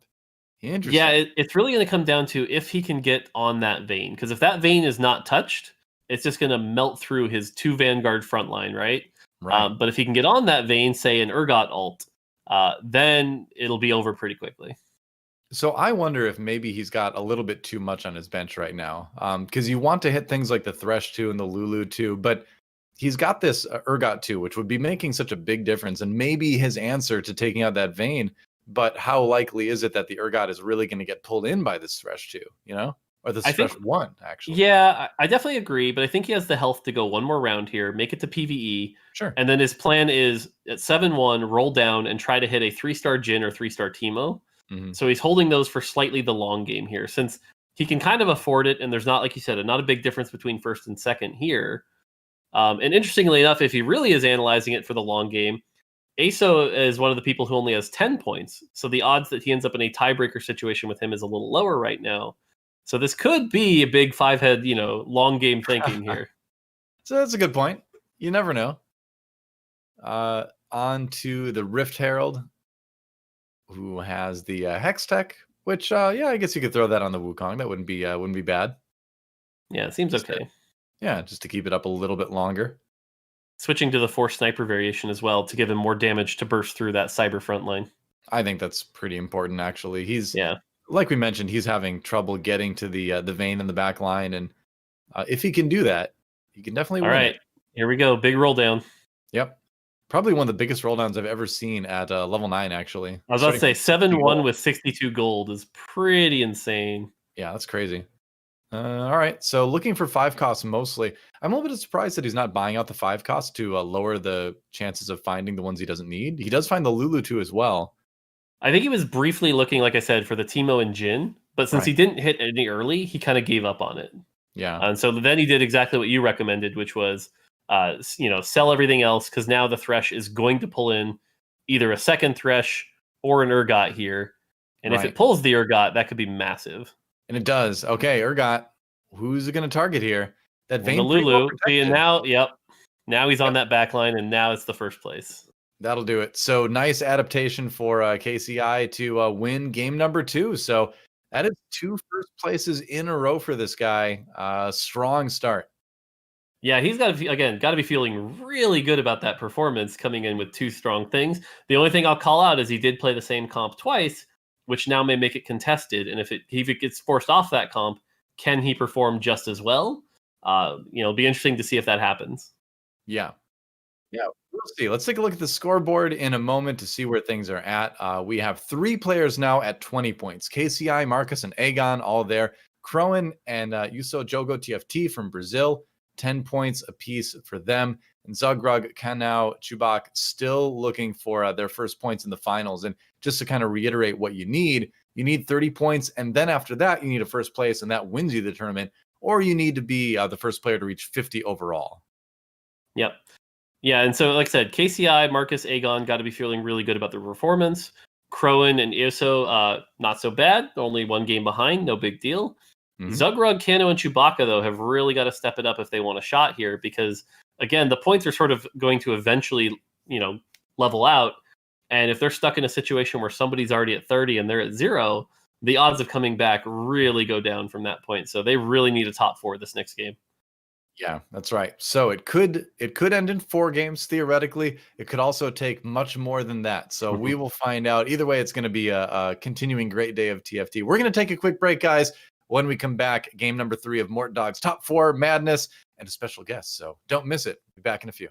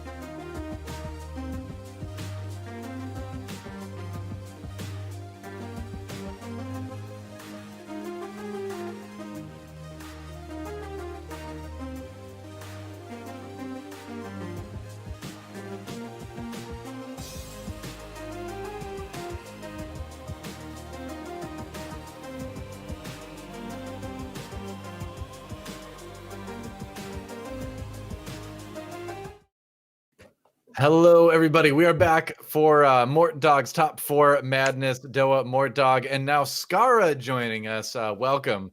One of the prize pool supporters, and also notable TFT representative, TFT community representative, former League of Legends pro gamer, still pro. People don't really remember that part anymore. I'm just a streamer for fun now. Yeah, I'm just a fun streamer now. Oh, come on. Everybody remembers that. Maybe all the Baron plays. Yeah, all the really old people. Nowadays, when people come into my chat, like, I've been watching you for 2 years. I'm like, oh, wow. So you don't know. You have no idea. They never saw your Utsat interview from yeah, they don't even know that existed. Go Google it at some point after this tournament is over.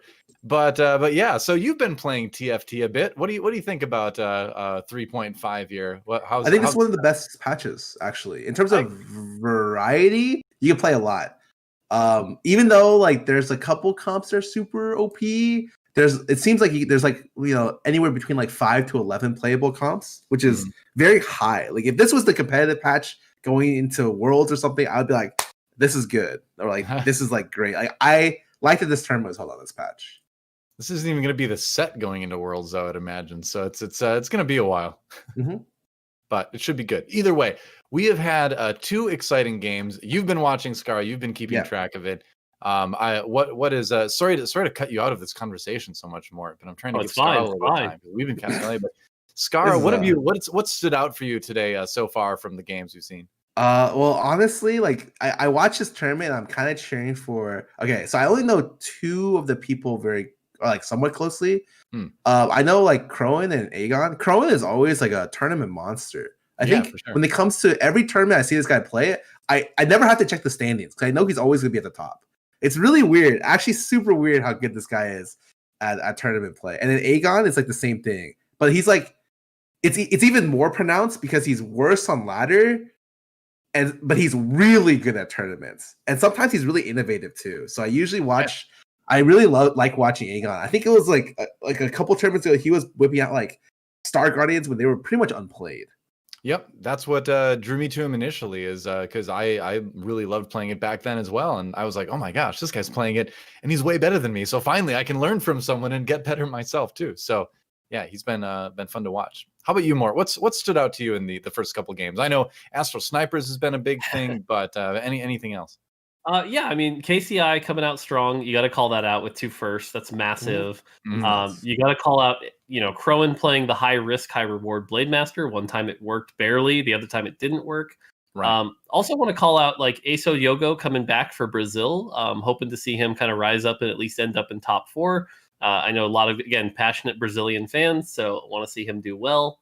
But yeah, Marcus also looking like a massive star here, poised to, with 2 top 4s already. So yeah.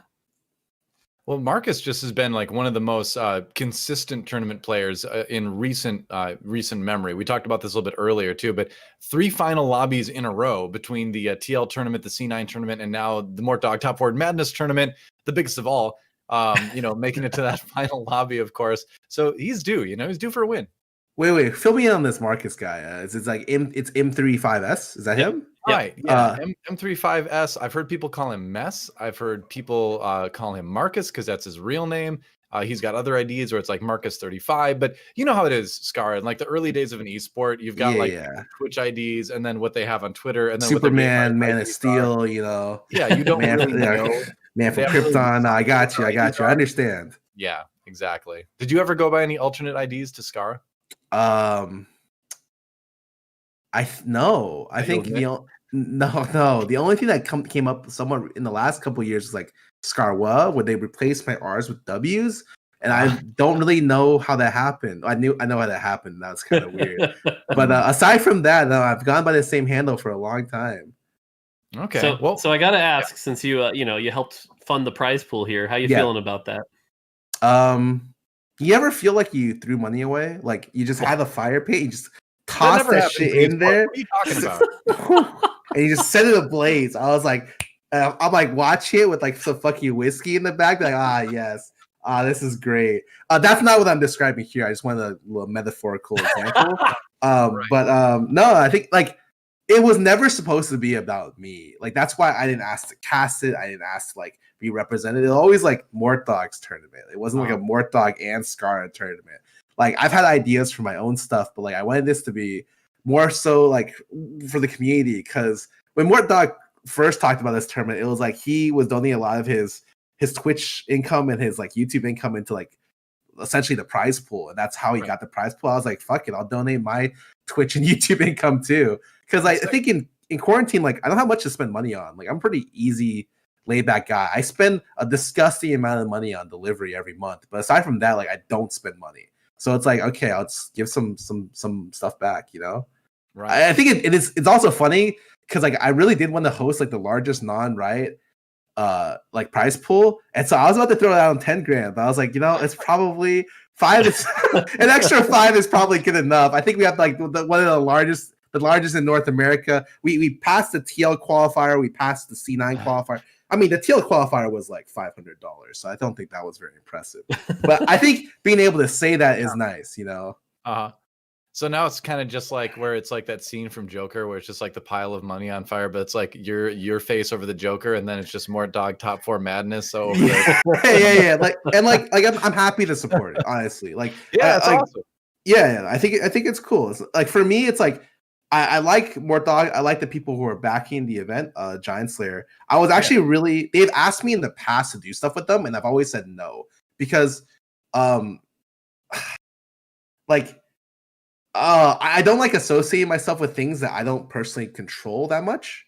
Sure. But they've done such a good job at events for like I would say throughout the TFT history that like when you compare like Giantslayer to like stuff like the Oceanic qualifiers or like the TL. Okay, you know what? I'm just throwing shade everywhere. Okay, look. I'm just saying they run the better boats a lot of times. Okay, they do. I'm not saying it's that difficult to run a good boat, but apparently it is. Okay. So look, I like the glass half full, and the glass half full Giantslayer kicks ass. So so they did a pretty good job. So with I was like, they're doing this, Mort's doing this, I'm down to go in, and I think it's been cool. I actually have not watched almost any of the event before the top 8 because I was just like, you know what, I'm just chilling until the top 8. But I've watched both the games that happened today. Most of the games, and especially how the first game kind of ended up. And I saw Khroen was just brute forcing 6 p.m. the entire day. Yeah, it got him in the top 4 game 1 at least.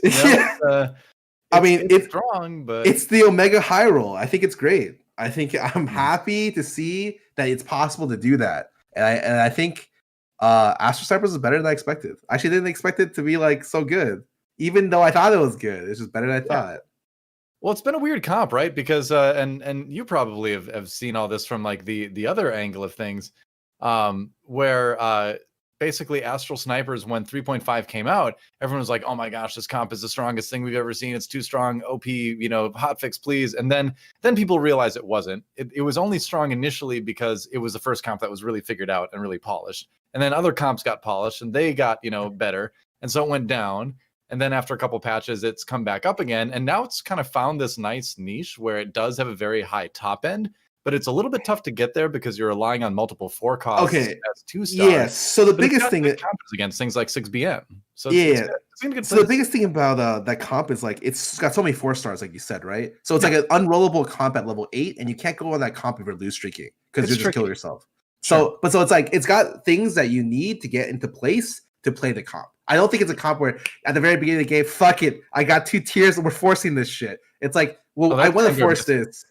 I want to force this, but like I have options to do with these tiers that like I might not be able to do if like I don't hit the right stuff. I think it's not the same as like Dark Star, where it's like with a Shaco 1, due to how the Dark Star scaling used to work with 4 Dark Star and 6 Dark Star, I could still take over games sometimes with the right items. So nice. Not quite anymore but with the what I really like about, and what other people are kind of realizing, is we check out Aegon's view for a trade sector game for game number 3. But one last note about Astral Snipers is that it fits so well into the trees of other things that use Tyr and Morel and Namicon as well. But enough about that.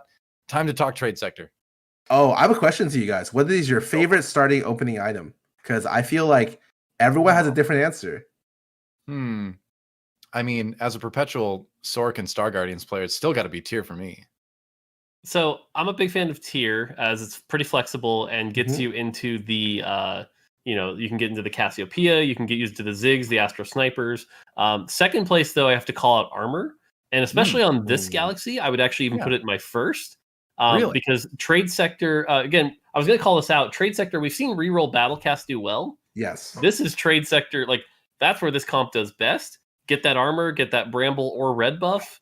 You're sitting pretty. You're win streaking almost guaranteed top 4. So I really like Vest used to be my favorite item, and it's probably still one of my favorite items. I think Tyr is definitely the most flexible. You play 3 top S tier comps with Tyr, with blue buff, and then you can go into pretty much anything with that. And especially because like the blue buff can also turn to Shojin, which ends up into every in-game comp in the game. Yep. So I think Tyr is the most flexible early game item, and it's the most useful. And then after that, just fucking throw shit up. I think I love the idea of playing mech a lot and blasters, so I end up going Vest more than others. But I can see a good argument, especially on this one, to go. I think Khroen's going to smash this one, actually. If he's going to go 6 p.m. this game, it's going to be sick. Yeah, 6 p.m. also gets a pretty big buff this game because, again, like every free return is another shot at a Yi, and once you hit that, it goes well. If this guy went Battlecast, look, there's the Kog'Maw, there's the 2 Alawi's. Yeah. It's a sign, I would say. But this is another galaxy where I get to like once in a while play my just old school Star Guardian Sork reroll comp, where you just put all the good items on Nico or the front line, and then you just power up the Ari, the Syndra. The Victor is better now, so you can like build a Shojin on him. You've got more options for your carries. So this is one of the few galaxies I might actually consider going back and playing OG Star Guardians. You know what's really interesting about the recent Lucian buffs is I feel like Lucian 3 is a legitimate thing to go for on this. I've seen Lucian. I personally used Lucian over Vayne a couple times just because I haven't been able to hit Vayne, and I found out that like Lucian's actually pretty good. I think you run very similar items, but you can even do different stuff like blue buff on Lucian that can amp his damage way more than Vayne can get. And so I find that like 6 Cybers is always an interesting, like, someone's going to be running 6 Cybers every game. And I think they're good. And this is one of those lobbies where you can guarantee a Lucian 2 early or a Lucian early that you can always kind of start a Cyber opener. Yeah, the nice thing about the blue buff Lucian too is that because a lot of his damage is magic damage, especially if you build like a jeweled gauntlet IE, for example, you're sort of supplementing Cyber's biggest weakness, which is like, it's a 4 Vanguard frontline. You're not worried about that because now you're just kind of like 2-shotting those 4 Vanguards. Yeah, it's a good like sort of a sidestep if you want to play cybers, but you're not hitting the vein items, you know? How many people are leveling to 4 early right now? It's Probably been none about on like 30 to 40%. probably not in this trade sector because everyone needs to like go really wide for 2 stars. Yep. But like it's something that like lobbies are really really aggressive recently. They're just like going crazy in leveling, pre-leveling. I saw that happen last game where they just pre-leveled. It was treasure trove, so you get a lot of gold, but pre-leveling to get hit the early 3 costs to try to give yourself direction is really common. Yeah, Wow. the on the normal galaxy, it's been about, like I said, 30-40%. But like I said, with treasure trove, yeah, you definitely ramp that up. You've got all that extra gold to spend. So yeah. Right. You don't necessarily need to be level 4 if you've already got like two stars in a lot of cases, but a lot of other people have it too. Poor Aegon had like 4 pairs at once, 4 or 5 pairs, sold it down a little bit. He looks like he's going for a bit of a sorcerer's start. So we'll see where this ends up. Yeah, he's got kind of a wide net going right now because he's got the 3 Star Guardian, but nothing 2-starred. So he's going to be struggling a bit. Nice Ari ult there, but still going to lose this round. Yeah, with nothing else really 2-starred to like protect the Ari, he's probably not even going to really kill a champion or two. At least he's got the Nico early for using a little bit later. That'll be coming in handy at some point. Yeah, I don't know if you guys ever read like Bebe or watched Bebe when he got first place in NA, and he talked a little bit about like the region, like how he plays. One of the things that he did is he pre-leveled the 4 almost every game because like he said the 3 stars really like can shape how you play the game.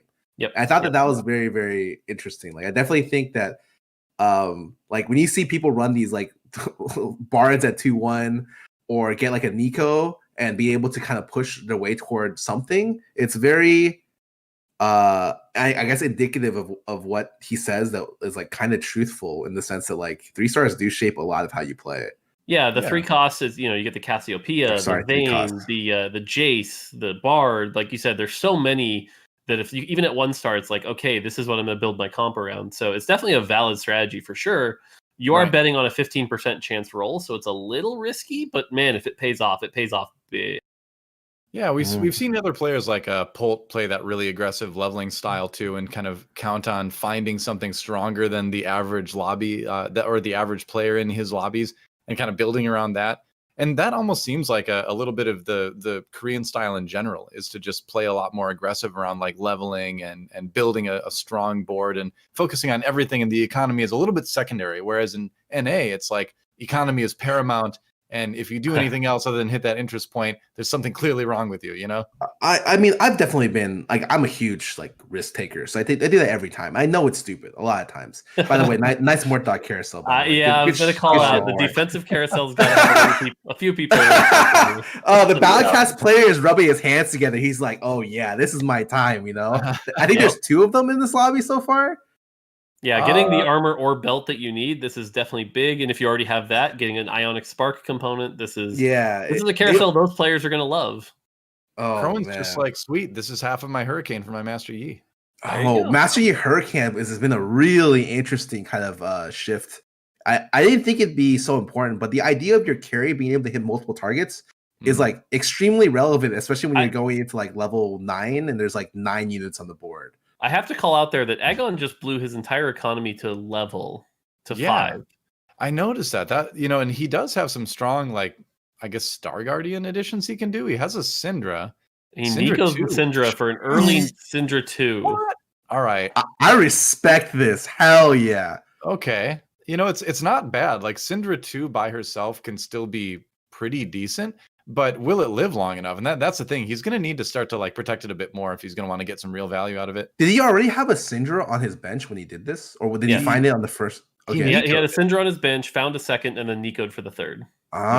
So he already knew what he was doing going into this. I think I like this play a lot. Even without the tiers, I find that it could definitely stabilize himself into even maybe going something later.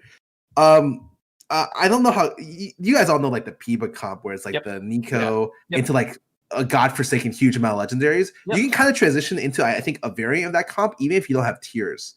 So like as long as you have the early win streak, you're kind of putting yourself in a position where like you guarantee the top 6, right? The top 5, top 6 with that play. And you smooth out like your end game is like, well, if you don't hit the tier, you're probably looking like the items move to like Nico 2 and you move into some variant of 3-star Guardian plus Nico frontline and legendaries. I think the big risk here is trying to hit that comp without a Bard can be a big risk. Yeah. Also knowing that everyone else has the extra power in trade sector and they're hitting like 2 stars, 3 stars early, you might not be able to guarantee that win streak with that much power here. Yeah, that's true. Bit of I a totally risk. agree. I think this is one of the rougher galaxies to try to go that, just because the relative board strength is going to be so much greater that it's going to be hard to like level in a risky fashion like the that style kind of like requires you to in a lot of cases. Oh my god, he has 2 Nars and a Teemo, and he says no. Yep. Yeah, I guess you just don't have the items in this case. It's not just the items. I think the econ, he would have been at 0 econ at 2-7. Mm-hmm. I think you can't do it, dude. You're so all in that point that like you even now being at 0 at 2-7 is really risky. And yeah, on trade sector, gold values are usually relatively smaller because, like you said, everyone's playing wide, everyone's hitting more 2 stars and spending. But I bet most of his opponents right now are sitting on 20, 30 gold stacks. This is a risk. This is a big risk. Usually in A, you'll see at 2-6 you'll have level 5 20 gold or level 4 30 gold is very common. And so to go into like level like 2-7 with 15 gold is not some place where you want to be. At least he's got a strong comp, especially with this RE2. The RE2 helps a bunch here. Yeah, he loses Chrono though by putting it in, and he already has Star Guardian. So I don't. You know, the funny thing is, RE2 is definitely a stronger unit than TF2, no question there.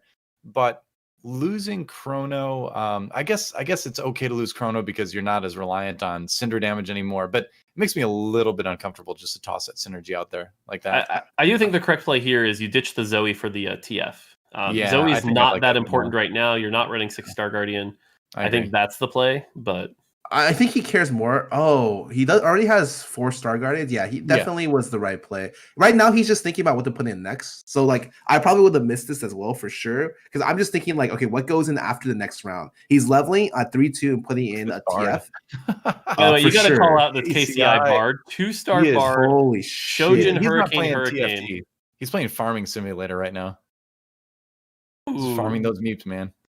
At some point, we should look at KCI's viewpoint here because that's a big Bard, and he's going to have a massive advantage.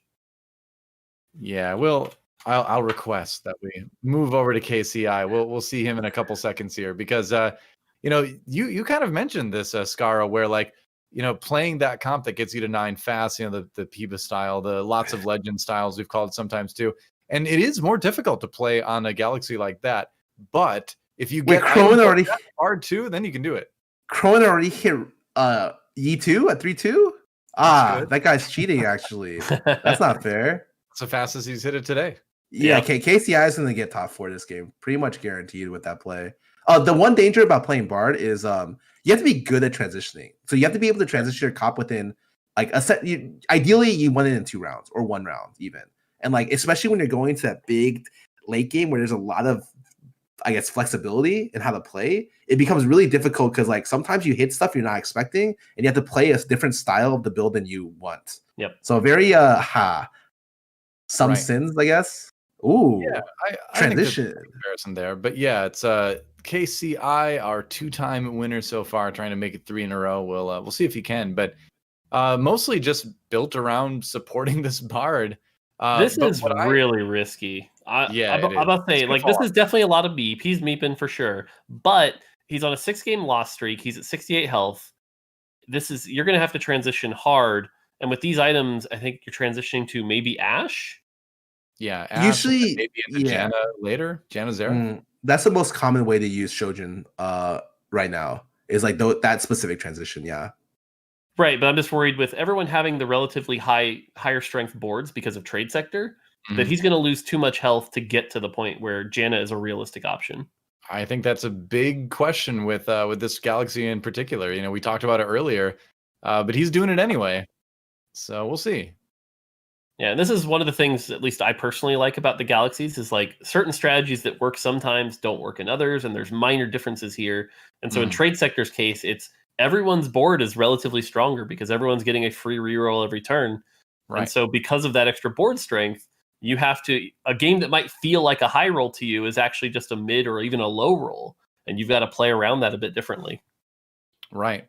And if he were going for that fast 9 comp, I would expect him to. I think in most cases you would want to start stocking up a lot more on protectors, because generally, like, for protectors, it's what's going to help you transition into that later style. Unless he's planning on just kind of going a Vanguard route, but that just isn't quite as effective in a lot of games.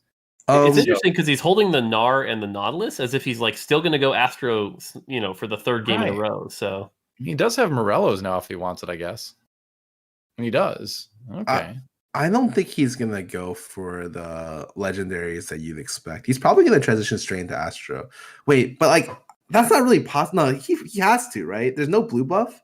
Well, I don't think the lack of blue buff scares me of going Astro, right? Because Teemo is a Yeah. much worse champion without the blue buff. Mhm. And that's where I'm like, do you go Teemo Ash with these items? And then maybe when you hit the Janna, get off of this? But by locking in the Hurricanes and the Shojin, like, you're kind of limiting your options here. Well, that's so I would say it was really smart by him to level a 7, because like he just needs to get more frontline to stall the game for his Bard. Like that's all he's doing right now. Yeah. I'm surprised he didn't level last round actually, but I think he didn't want to be zeroed out gold wise and was willing to take like a big hit, like a 10 damage, 12 damage chunk. Like the Astro 4 snipers is probably like the most feasible thing to build this around, because then you're not as reliant on the Teemo because you've got other damage. But it doesn't seem like a first to me. I'll put it that way. This seems good like news is all he needs is a top 4. That's the good exactly. news. But yeah, the lack of damage, the amount of health he's losing has at least got me pretty uncomfortable, but we'll see if it pays off. All right, talk to me about how do people win this? Because I looked at the format leading up into like the splits. I don't like how's the winner decided today? Sure. So once you hit 30 points, you're now eligible to win. If you get a first place from that point on, you win. You win the tournament. Oh, okay. And then so you have to go through by points first and then get first. Yep. Okay. You need 30 points, then a first. But if that doesn't happen before somebody hits 50, then the 50 is the winner. Okay. So, and then if multiple people hit 50 at the same round, then there's tiebreakers that kind of. So it can go up to like, I guess theoretically like 7 games. 7 or 8 games, yeah. Right. But it's unlikely. Yep, that's correct. Like if KCI and Aegon both top 4 this game, they're within range, and if either one wins the next, that's it. We're done. Yep. Wow. So again, KCI at 41 health, which is one of the lowest we've seen at 3-7 today. So again, I'm just really worried about transitioning here. Yeah. He passed up I think 2 ashes so far. So he's really going for that Janna out. He wants to hit 9, it seems like, because he's fucking pissed. He sold his Jace and saw Jace the next roll. That would have been his 8 for sure. Would have been nice. There's an R2. That helps. Okay, Urgot, first legendary. He is starting to pick up protectors with Rakan. That's something. Yeah, he's got to start preserving health at this point, though. So yeah, his economy is just kind of, honestly, it's like level 8, but you kind of need 9. So his economy is like a little bit in the dumpster right now too. For him. Go ahead, Scarra. No, go. You go. I was gonna say, as long as he starts, preserving health and either losing by like 1 or 2 units or winning, he's gonna start getting 8 to 10 meeps around, and that is a lot of gold. He'll be able to hit 9 pretty quickly with this.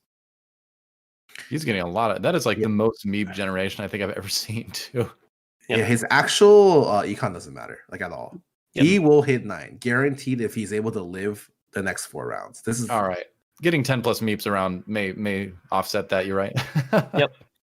Oh, 12, thank God. 13. He wants this Poppy to keep tanking. Oh my gosh, this Poppy. That was perfect 15? For him. 15 gold. Woo! I'm trying to find like the record of most meeps generated in a single round, and that's the most I've ever seen, I think, is 15. In a single round, that's pretty close to my maxes that I've seen as well. So so whenever I see that and I'm playing the game, I'm like, that guy griefed the lobby because it made that guy so much stronger. So I get pissed at a guy who let him farm 15. You get mad at the Poppy player there? Yeah, I get mad at the Poppy player because I'm like, why didn't you kill him faster? He's helping him. Collusion. That's right. Yeah. Yeah, I almost think like putting the Jhin in here, for example, is going to speed up combat. So like anything to, like you said, slow down the combat here. By the way, Marcus just hit Cog 3, so. And Nocturne 3 shortly before that too. So he's really coming online now. That's Yeah, big. these fights are getting close. But again, like here we go, 4 meeps. This is probably a 6 meep fight at least. 5 meeps. Almost. I think yeah. it says something when you think of 5 as a low roll, because at this rate, if he gets 5, so that's like what 7 XP around for 6 stages. Yep. Like he's doing really well for himself, right? Yep. That's like 35 ish. I can't do yeah. math right now. Yeah, I think we're just calling it a low roll because we just saw 15. So. Yeah, that's true. That's true. He's generated 20 XP of just from meeps over the last 2 rounds, which is insane. Oh wow, got 2 already. Finds a use for the Nikos, second Nikos. Now I'm not saying this is the right call, but take those Bard items and put that on that Urgot.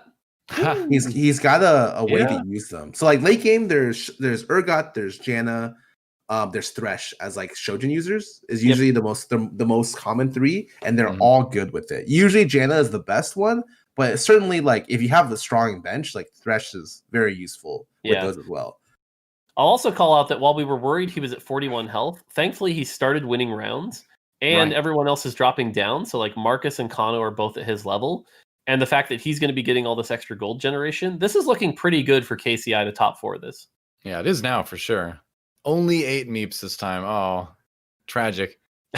Does take a bit of a loss. He's down to 31 right now. Kind of now down to 29, which is a little bit more concerning. I think when you're playing, you have to be really careful about the 4-3, right? Because that's where everyone tends to spike. Yep. Either they roll to 8 or they level to 8 and they start rolling, or they've spiked at either 4-1 before, or they're re-rolling at 4-3 to make sure they don't take too much. Yep. So like you start, the lobby starts getting really powerful at 4-3. I've had situations where like I felt really good at 50 health at 4-3, and then taking 10-10-10.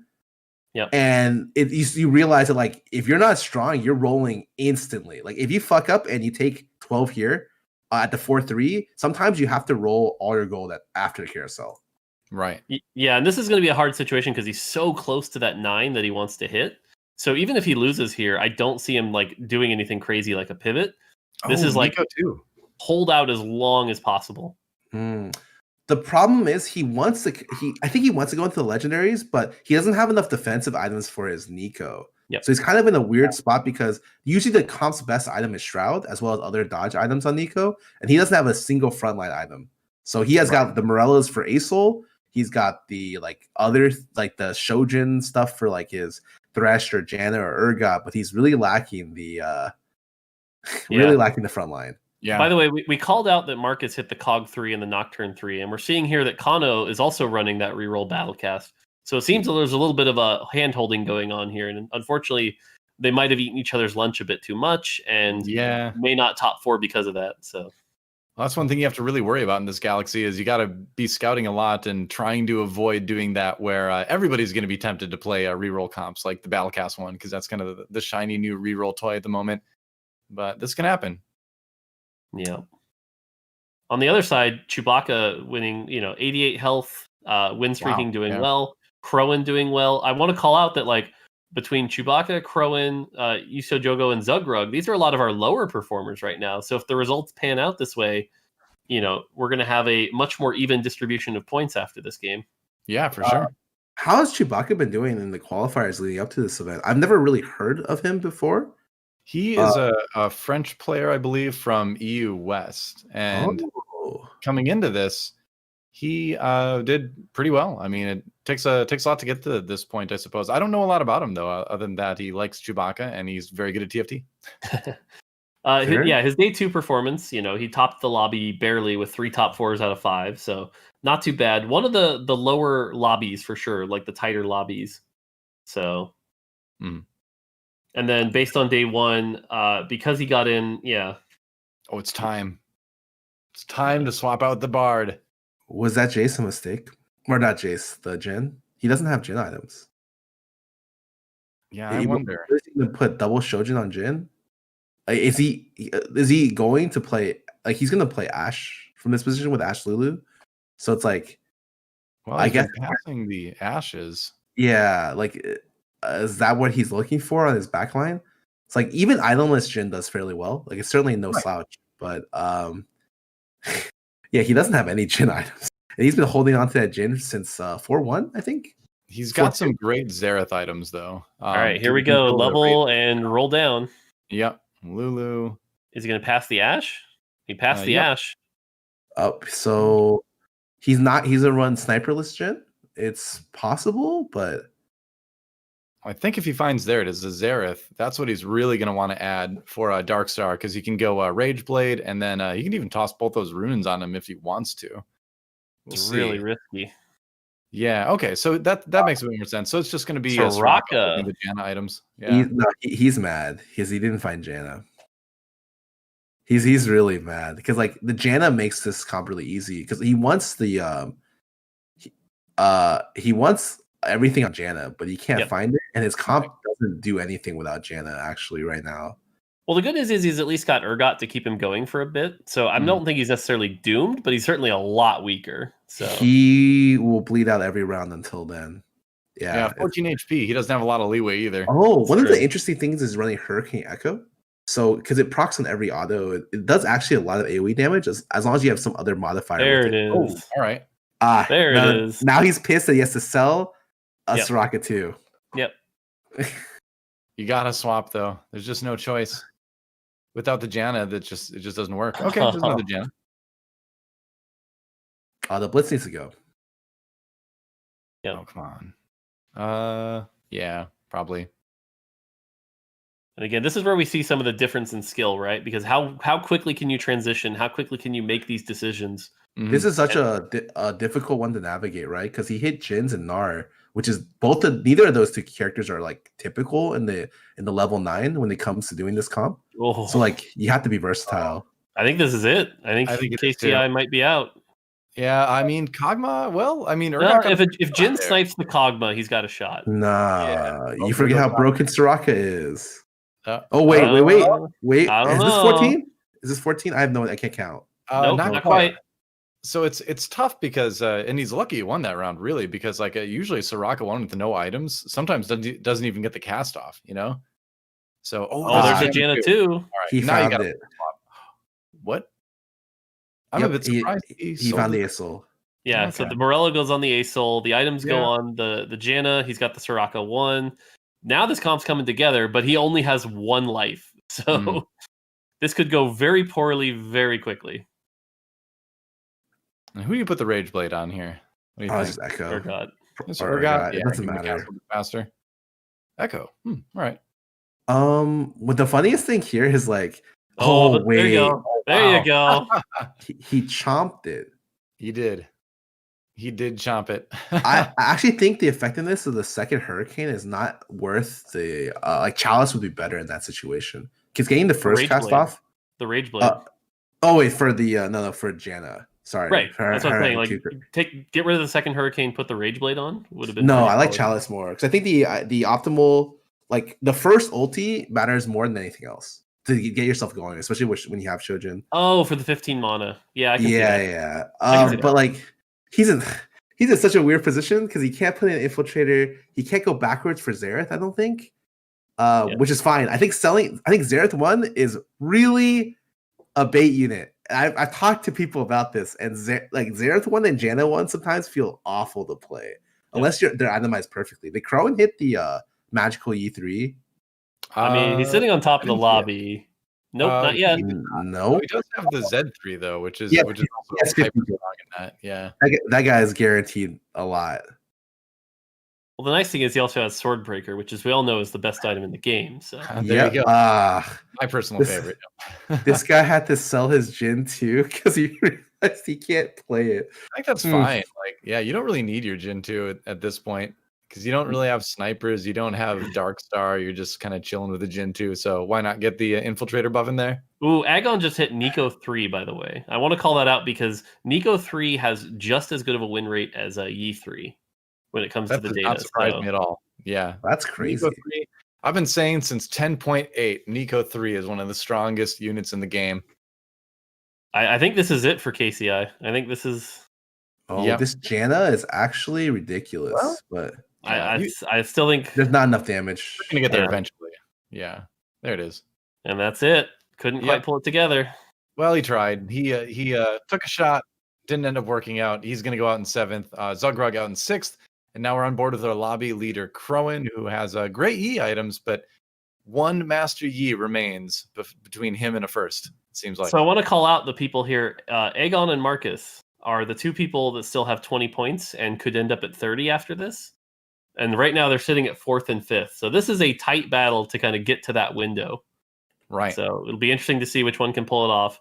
Marcus, I know, running the battlecast reroll has a lot of those 3 stars, but Aegon hitting that Nico could be massive. So, well, here's Marcus, and he's got that loaded up Graves 3 as well. And Graves 3, we talked about Shojin's users earlier. Graves 3 is kind of emerged rather as one of the better ones, but they're just getting torn up. This Kog'Maw is a lot of damage. Those are great Kog'Maw items. Great Kog'Maw items. I don't think Khroen's worried at all, right? Because he's just holding out the gold, and he has 1 Yi away from Yi 3. So I think once he hits that, that's like a... I don't know what the win rate of Yi 3 is, but it seems like it's like a top 2. It's really good. It's like disgusting. High, yeah. Well, we've seen a few players in this tournament already look like they're on the verge of dropping out in 7th or 8th, and then they hit the Yi 3 and win the lobby. Yeah, and the other thing too is, again, with the format here, all Khroen's looking for is a top 4. So honestly, like you said, he's got plenty of gold. He's fine as long as he doesn't, somehow lose 4 rounds in a row. He's going to be sitting real good. So one more Shen, one more Yi is really all Khroen needs at this point. Huh. Some interesting comps out there. There was an interesting looking cybernetics one as well. Didn't quite get to see who was using that. Yeah, which item? Another sword break. So he's going to run double sword breaker Yasuo. Why not? He's going back. Yasuo is doing his best set 2 Sivir impression apparently. Yep. So here's the roll down. Hopefully hitting there's the Shen, and if he can get the Yi, he's just going to be sitting real comfortable. Yeah. Oh, one more. Oh no! Oh no! No. This could be there it is. There it is. Okay, so this is where chat starts spamming. It's a first. Levels, puts that in, puts it on Zed. Okay. Yeah, a little more stats for Zed, and he's going to get in the back lines and ideally stop the disarm the carries, right? Yep. Yeah, this is definitely looking strong for him. Again, seems to be playing that high roll comp, and this time that high roll paid off. Those 528 crits. Woo! Jeez. Feel like I'm back watching a Void 3-star Void Brawlers or something like that. That's like Kog'Maw. That's like a Vel'Koz 3 level damage right there. Yeah. So Aegon won and Marcus lost. So again, really fierce competition here for that last top 4 spot. And again, those two in particular, this top 4 is important for them. It puts them in range of that tournament win. So yeah. I think Aegon's upset that there's a 6 BM player in the lobby because that's a comp similar to 6 Vanguard, where sometimes if you don't have the items or the comp, you can't ever win. Yep. And anytime I see 3-star Yi with those items, I'm like, well, I'm taking 15 whenever I see that guy, or 20 whenever I see that guy. So I don't think Aegon can RNG enough to where he will whiff on Khroen before top 4. Maybe. I don't know. I mean, Marcus is only 6 health ahead. It's gonna be close. Chewbacca with the mech. The double Frozen Heart Shaco too. That's kind of interesting to bring into the anti-Blade Blade Master sort of board, but it doesn't live long enough to really do anything. The Lulu. Yeah, decent Lulu alt, decent polymorph. Demolitionist? Not quite. That was actually really close. Yeah, we talked about CC being what takes down the 6 Blade Masters, and that was almost enough right there, but not quite. So Aegon and Marcus both won theirs, so we're still in a really tight competition here. And so now, with ASO dropping, if both Marcus and Aegon get it, then they're both in contention. So that's exciting. I kind of want to see Aegon actually hit 30 because I want to see what his version of a comp that he thinks is going to get him first is. Because he's been such a consistent top 4 player, but he doesn't often get firsts. In fact, he's the only player to make it to the finals lobby, having gotten no firsts at all in the round of 32. So I really kind of want to see him get there because I want to see how he plays. Yeah, this could decide a lot of things right here on this round. So yeah. Oh, and ASO goes up against the Blade Master, so that might be what Marcus and Aegon need. Yep, I think exactly what they need. Yeah, ASO low rolled. Disarmed Echo is so sad. What a low roll. All right, well, looks like the Blade Masters should be able to finish off the Aurelia at some point. Yep, and that's Isu Jogo TFT sent out. Aegon lost 2, but does top 4. I wonder. whose ghost was played there as the fifth player. That's a great question. I don't know. But yeah, so now Aegon and Marcus will both be in that 30-point range. So congrats to them, and let's see if they can close it out. That puts Chewbacca is going to be that's his first 10 points, which is good. And then Khroen is just 10 behind at 20. So that'll be pretty interesting to see. Yeah, this could lead into a very close situation where we could get to that like 50-point cutoff at this point too. Oh wow, that Shen is just never going to die, basically. Yeah. Yeah, looking like a solid first for Khroen. I would say which is good because KCI has the other two first. So, an Urgot ult could break this, but I don't know. That's just so many 3 stars. It's really hard to go through the Shen. I think the Urgot's one of the only ways you can win, even get through the Shen alone. Yeah, because he's hard enough as it is. If there was potentially a Shojin on the Urgot, the disarm Zed on the it's not even close. Yeah, the disarms are actually like the disarms are so good. Like Swordbreaker, I feel like Swordbreaker is so close to being an item that like everybody wants to run in this meta.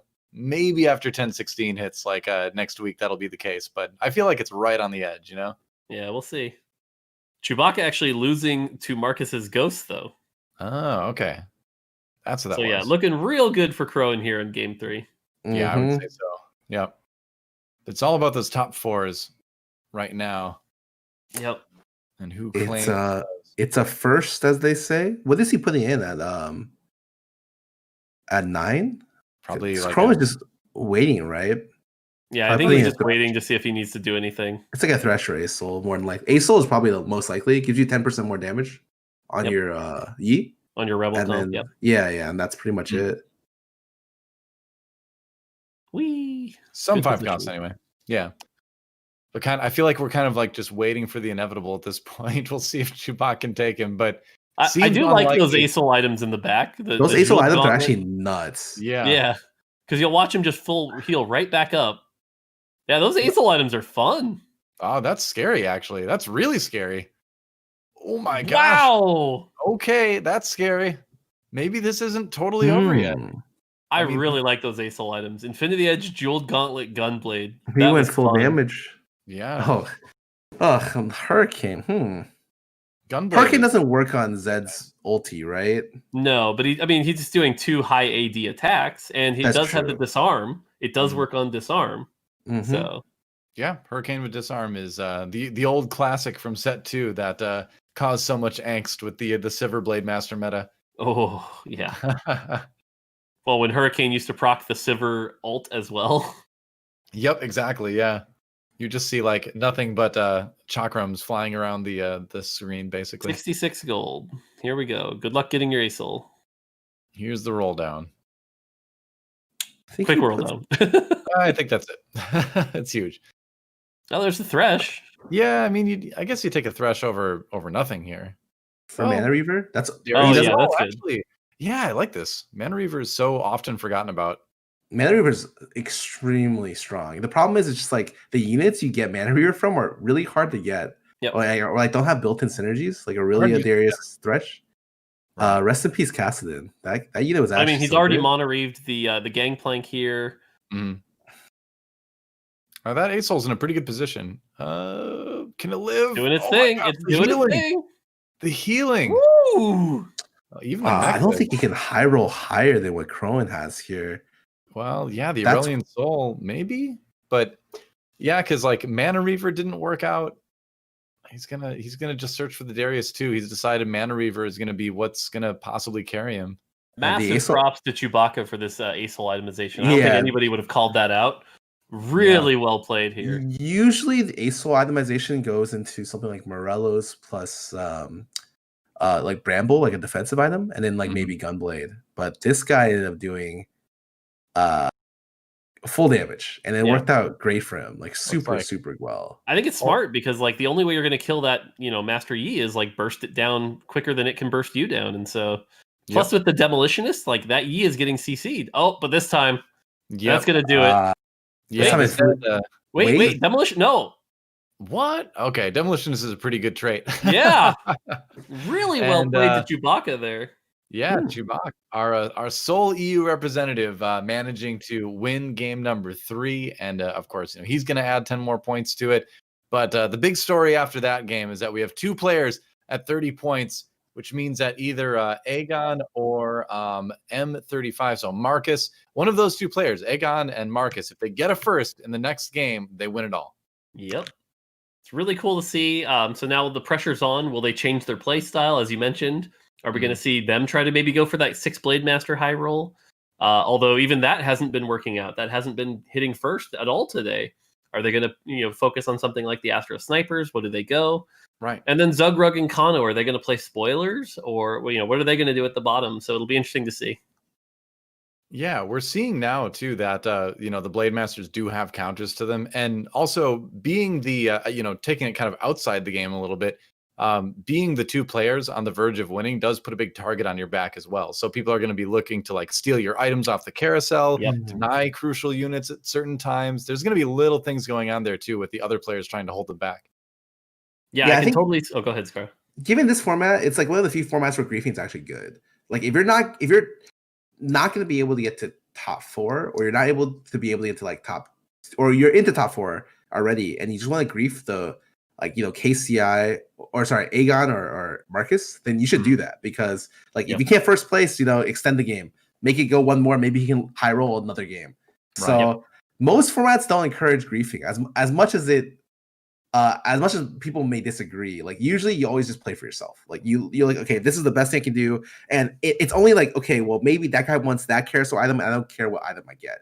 But like in this format, it's like actually like, oh, I hate Aegon. All my homies hate Aegon. We're gonna grief him. Yeah, and that's the idea, right? Is like these 2 have a target on their back. You've got to prevent them from getting first at all costs here. Otherwise, the tournament's done, and you end up where you are. Right, pretty much. And normally you would do a little bit of griefing, like you would hold a unit or something like that you knew someone else needed, but you wouldn't do it if it cost you like a point of gold or something like that, right? If you're going to hit one of those like benchmarks, you're going to sell the unit and hit that benchmark instead to get the gold. But in this case, if the tournament's going to be over, then maybe you do give up a gold or 2 of interest to make sure that you can stay in it longer. I think the bigger one is like if you see Aegon, for example, going Blade Master or something, you start buying every E and you start holding them. You keep them out of his hands, because you can't let that happen. Yep. It's like a Settlers of Catan scenario now, where like you're holding all the sheep and they can't complete their community or whatever it is. Exactly. House. Yeah. Bringing board games into my esports metaphors. That's right. Most people out there get it, I'd like to think. You play board games? Oh, sorry, continue. I know. He gets it. He's trying to be cool, but I know he gets it. It's fine. So we're waiting for game. A little hard in today's world, but yeah, that is true. Actually, yep. In our current environment, board games are a little bit trickier to get going. For now, that's why we have TFT. I wonder. You can kind of. I'm thinking about how to beat players individually. Generally, when you're playing e-comps, you need 3 bows. So as long as you take bows off the carousel, how does that guy win? Yep. Got to get lucky off the neutral rounds, I guess, in that case. But yeah, you're right. And the thing we're calling out is like we're focusing on the Blade Master comp, but our wins so far have been Astro Sniper, and Mech. So fixating on that comp might also be a giant trap if you're trying to get that first place. Mech is definitely like a very strong, I would say, tournament comp. It's a comp that comes together, and if it's uncontested, it's like you're running units that don't typically get run in other comps, and with itemization that isn't necessarily as popular outside of like the blue buff in other comps. Like you're going for QSS components, you're going for Bramble components. So it's really, I would say, a comp that tends to do very well from what I've seen. The other thing I'll call out is if you think it is a Yi meta, Yi has to burn through all that flat health, right? Like the true damage isn't helping that much against the mech. So on board with Chewbacca as we get started in game number 4, just a normal galaxy. But touching on the mech again really fast, I feel like the mech is almost hit like its lore peak, where like the mech builds are only as good as their pilots, right? Where you need to know what side synergies to put in to adapt to your lobby to really make your mech build work the best, right? So I like that. I feel like this is a peak mech meta. I feel like there was more creativity with mech before. I think now the mech creativity is like pretty. Really? Like, Wait, I'm not talking about the items on the mech. I'm talking about the other champions you put on the board with the mech. Yes, like it's like there's creativity sometimes where I see people play like Sirach over Karma, Echo over Shaco, and maybe I've seen Asol, no infiltrator, stuff like that. But you don't really find that many people going like the four Sorks or four infiltrators. It's like it's possible, but I think it's heavily favored toward one specific type of mech, which is the like standard one everyone plays, the Victor 2 Sork 2 Mystic comp. Right, maximizing as many traits as you can. Sure. I remember a time where there was literally only one mech build that was mech infiltrator. Yeah, I mean that is true.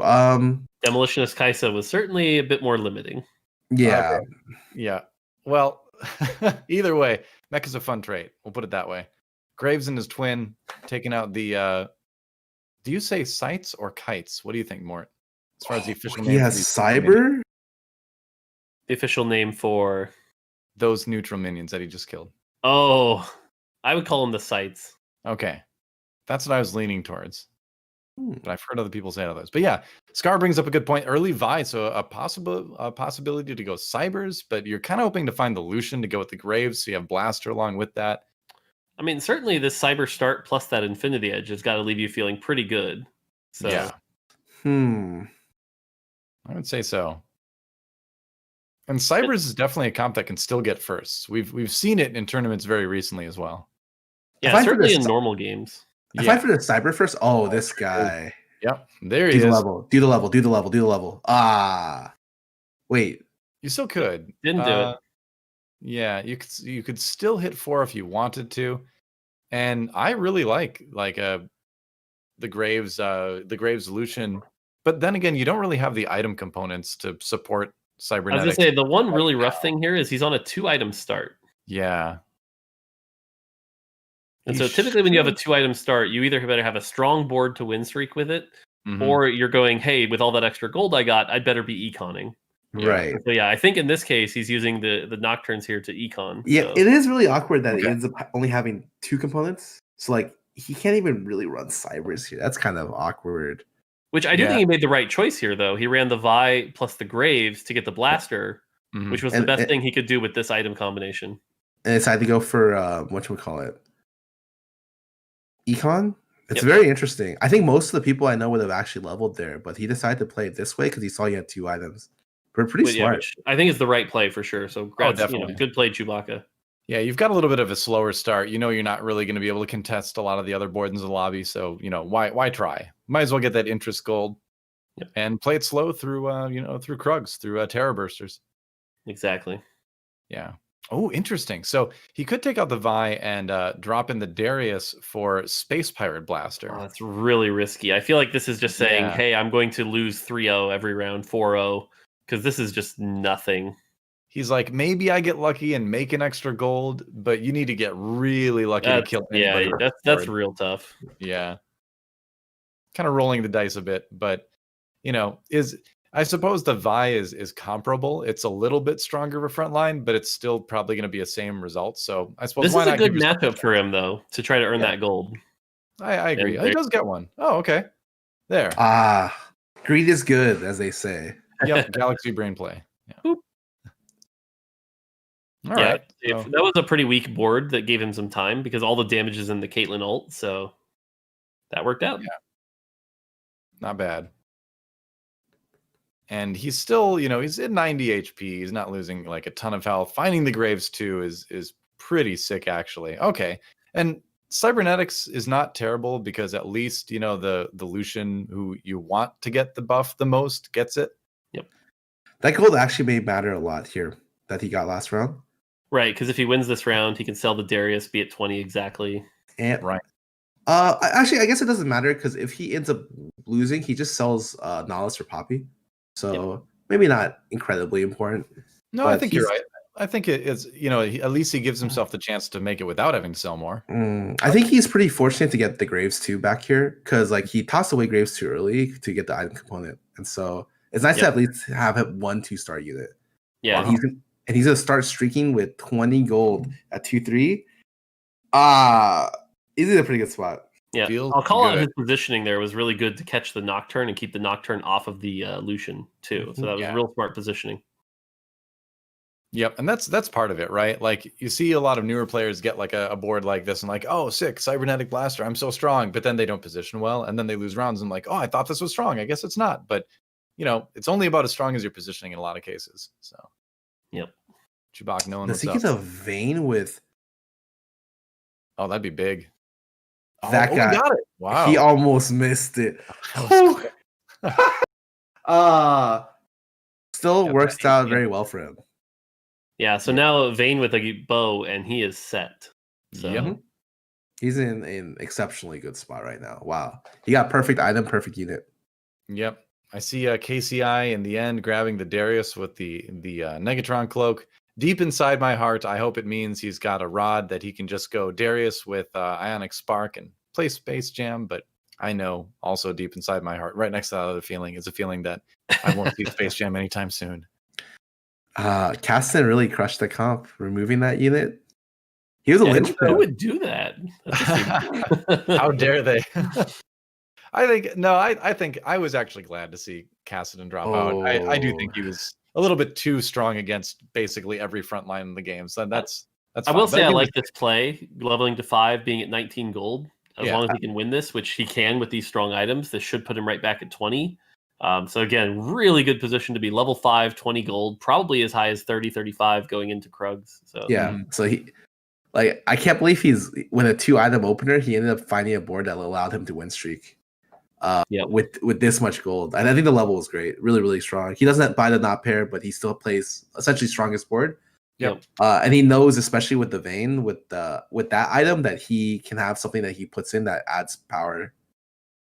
Yeah, and so fast forward when those items start coming in. Oh my god, this guy is so good. Wow. The game is decided. It's time to play Cybers. That is You know, a strong board. Aegon, he just played Aegon down at the bottom of the lobby, but he was sitting on already 30 plus gold. So Aegon doing, what he's done in a lot of tournaments over the past, which is just kind of go on that long loss streak early. But he needs. Wait, is he open? That's back to win. He's pretty open right now. Yeah. Like, I think Scarra's asking like full open fording. Did he full open? How is he at 68 life at 2-6? It's pretty open. Pretty low. Yeah. That's like if he just AFK'd. I'm like. But we've seen Aegon do that before in tournaments and then come back and be like second and third pretty handily. Yeah, he's a monster, but I'm just curious, like how rich is he? He had 30 gold at least when we saw him playing against Chewbacca last round. But does he win? He wins this. He wins this. I don't think he does. No, he doesn't. The Demolitionist. Oh, the demo is so close. Yeah, the double 2 stars is just too hard to burn through the rest of that health in that Leona, especially with the chain vest. Doesn't have the has been doing work today. I find that it's not just so much the demoliciousness; it's the rumble and the buff to rumble makes him a monster. Yep. Like, oh my god, if you get a rumble too early, he burns and kills the entire front line. Was that a rumble 2? No, even a rumble 1, it does a lot of I'm about to say, yeah, rumble 2 this early would be like, woof. Isn't rumble 1 base 600 or something, like 500? It's something crazy. It's still high for sure. It's really, really good, and has healing debuff.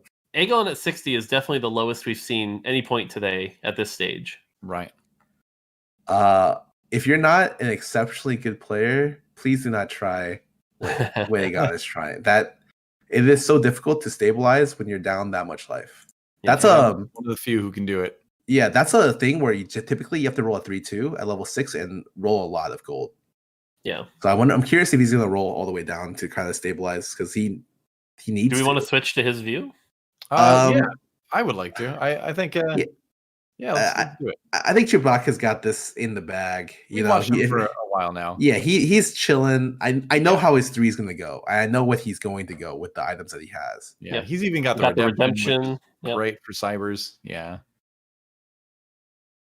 All right. Putting it on the Leona, I think, is a bit of a mistake, but you'd rather have it on the Fiora, but I guess his it 100 process is that it 100% goes on the Graves here. Yeah, but no, actually, he needs an item on the Leona to proc his cybernetics, so it's probably fine because he doesn't want to put the large rod there. Look at this early Victor. Oh, Really good items. That'll do it. His items are nuts on Victor, actually. So this is where he tries to start turning it around, apparently.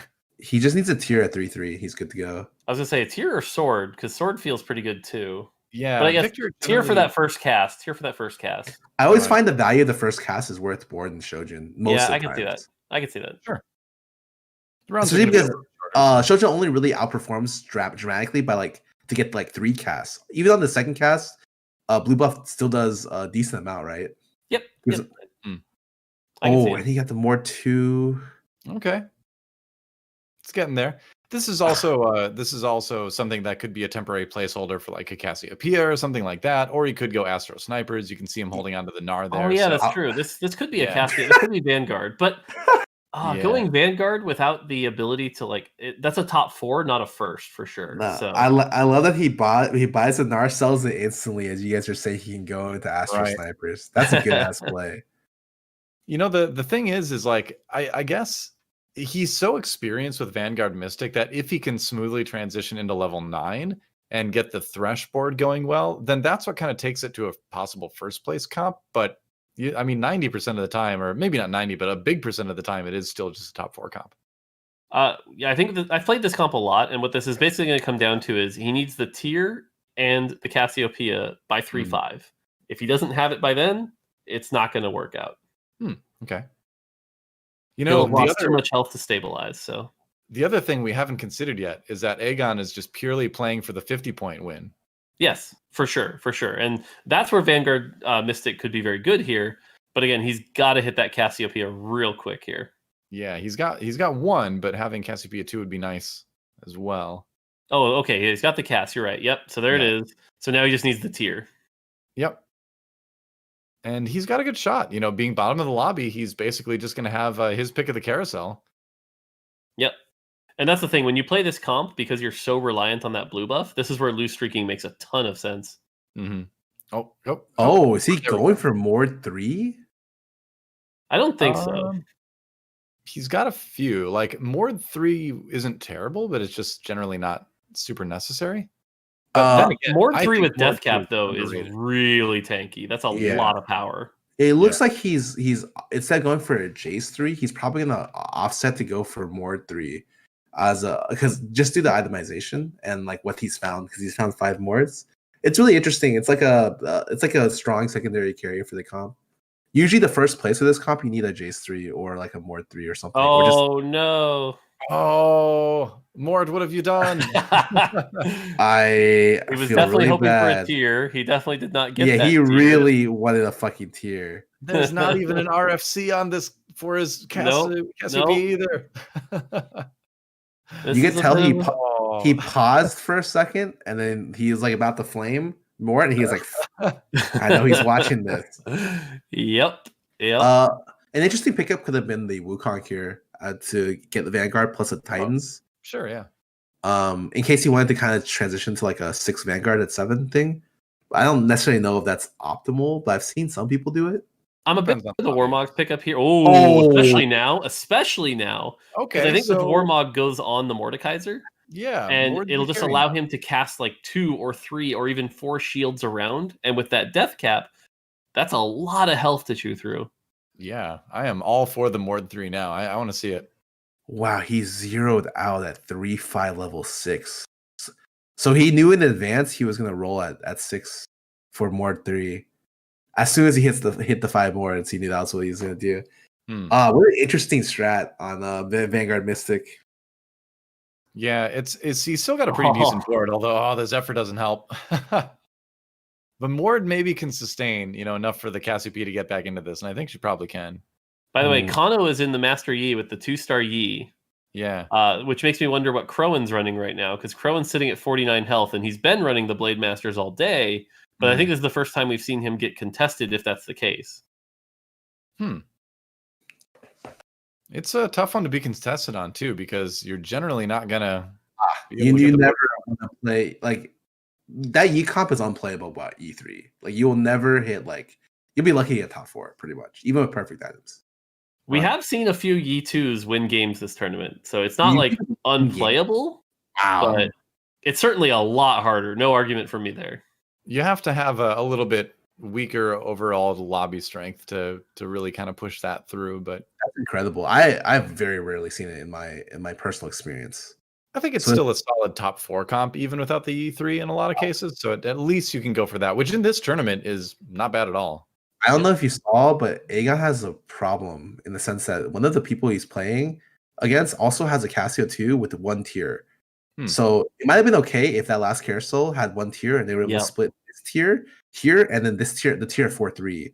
But like now the 2 people won it. Like I don't know how early on the carousel pick he has. Yeah, and unfortunately, this is what I was saying with this comp is at this point you're actually very strong.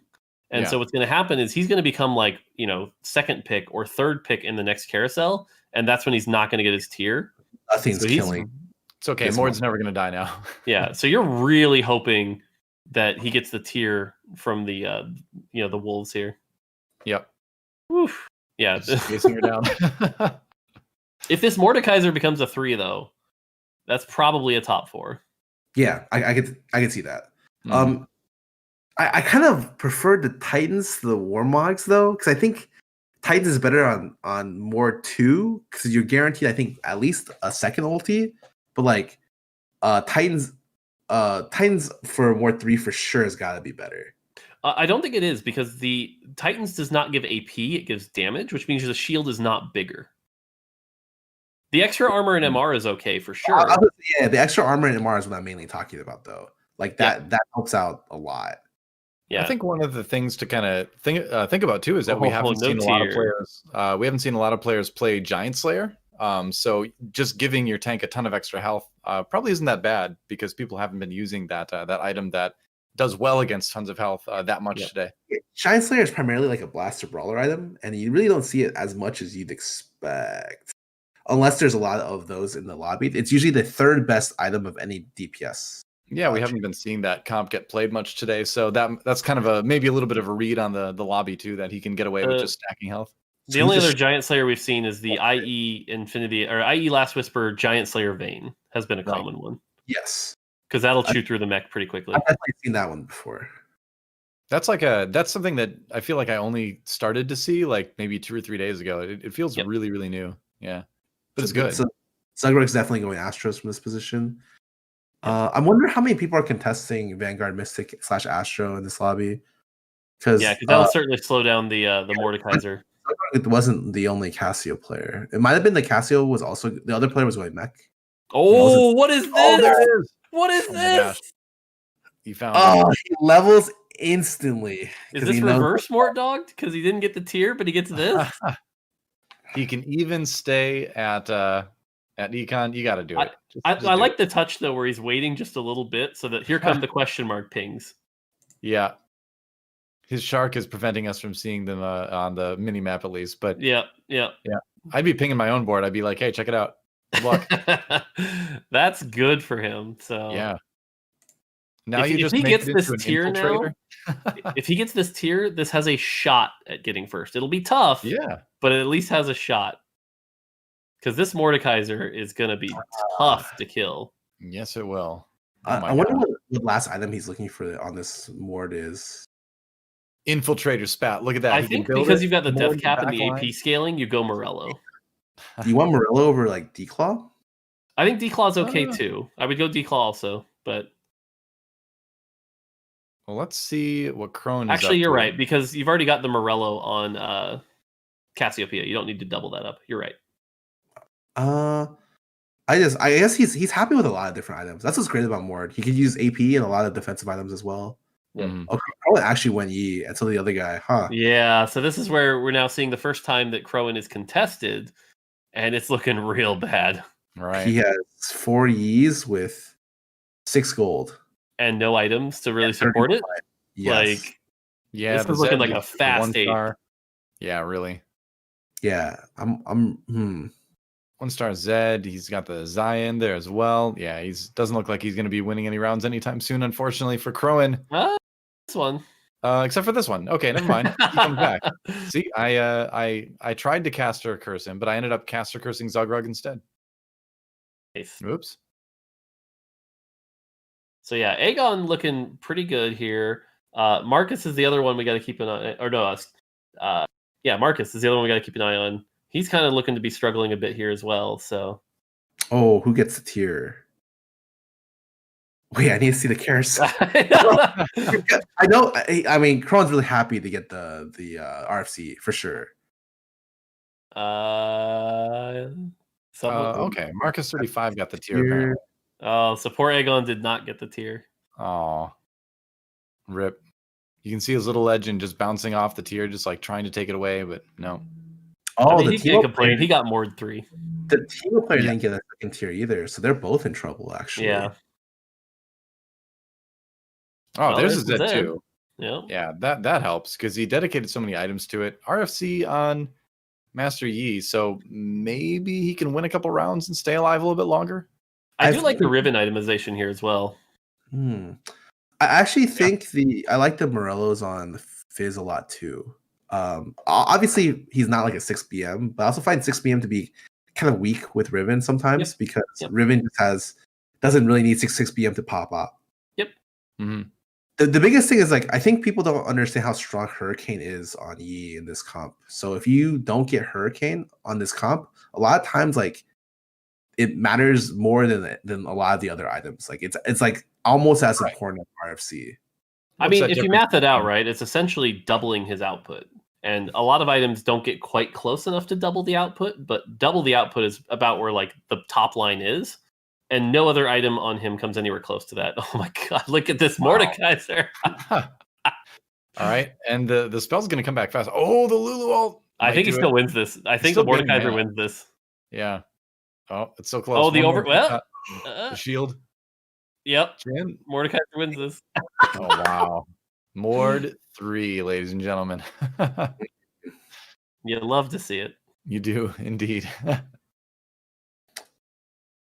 But yeah, he's so far away off the Master E. Like, Master E3 is not happening this game. Oh, wow.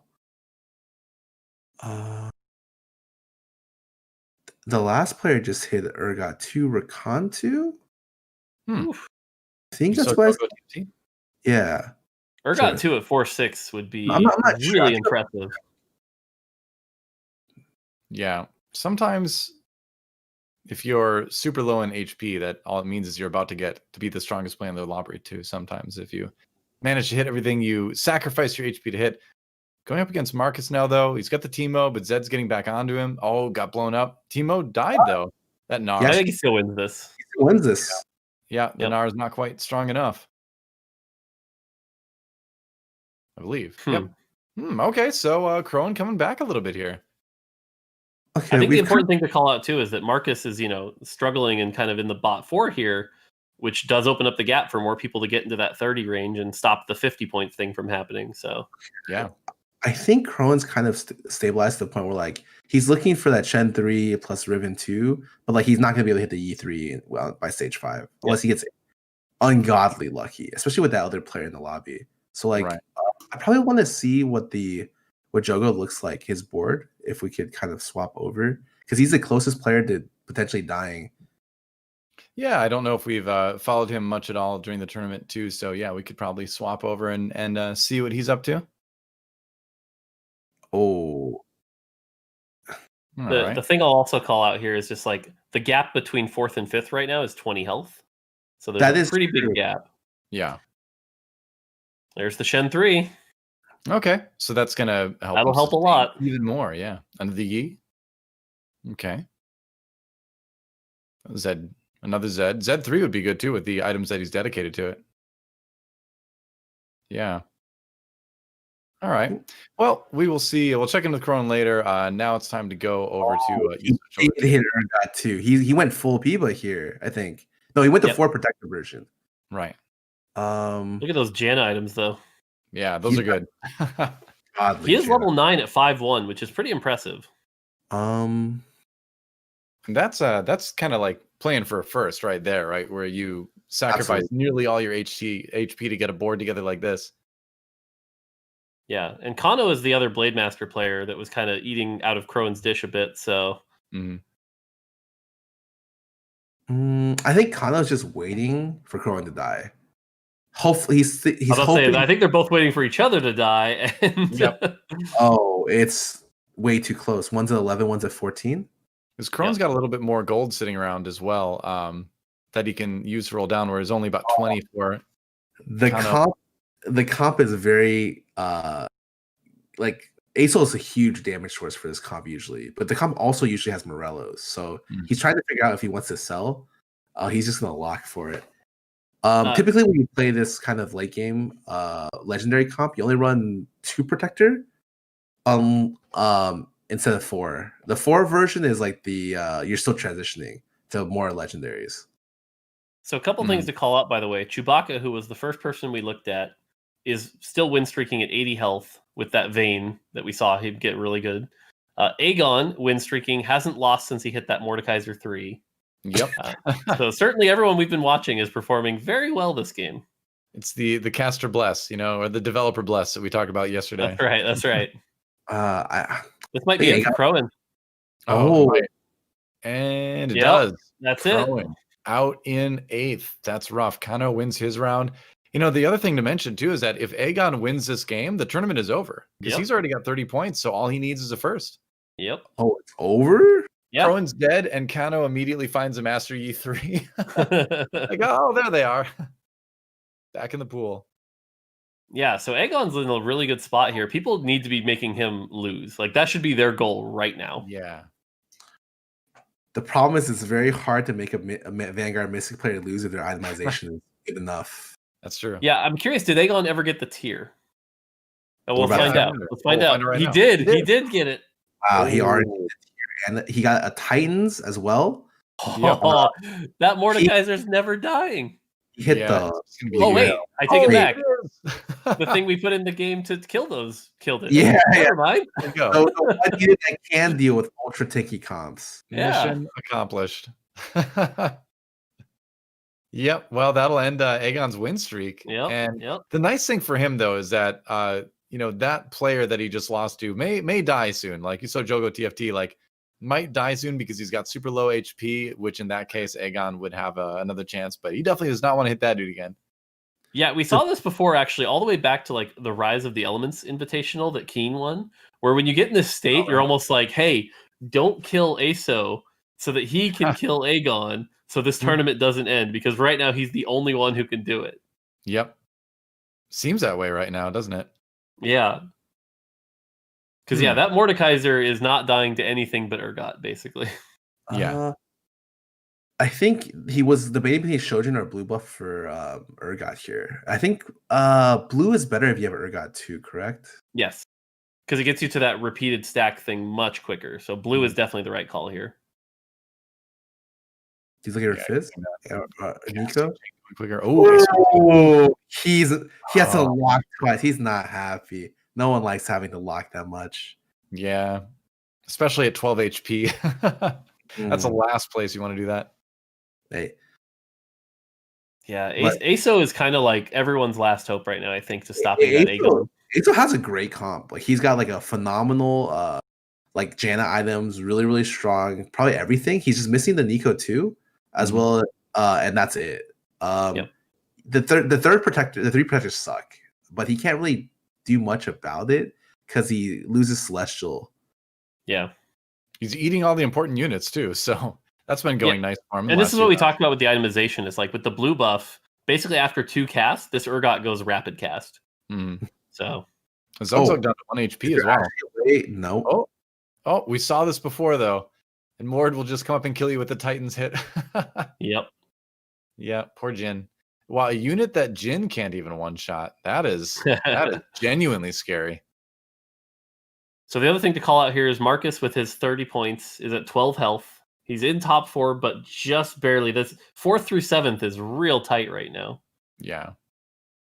And we got to keep in mind that other win condition as well. If Marcus is able to win, or at least a top 4 again, then I believe he'll be one of our other players. Yeah, at 40. So that'll put him, one top 4 away from potentially winning.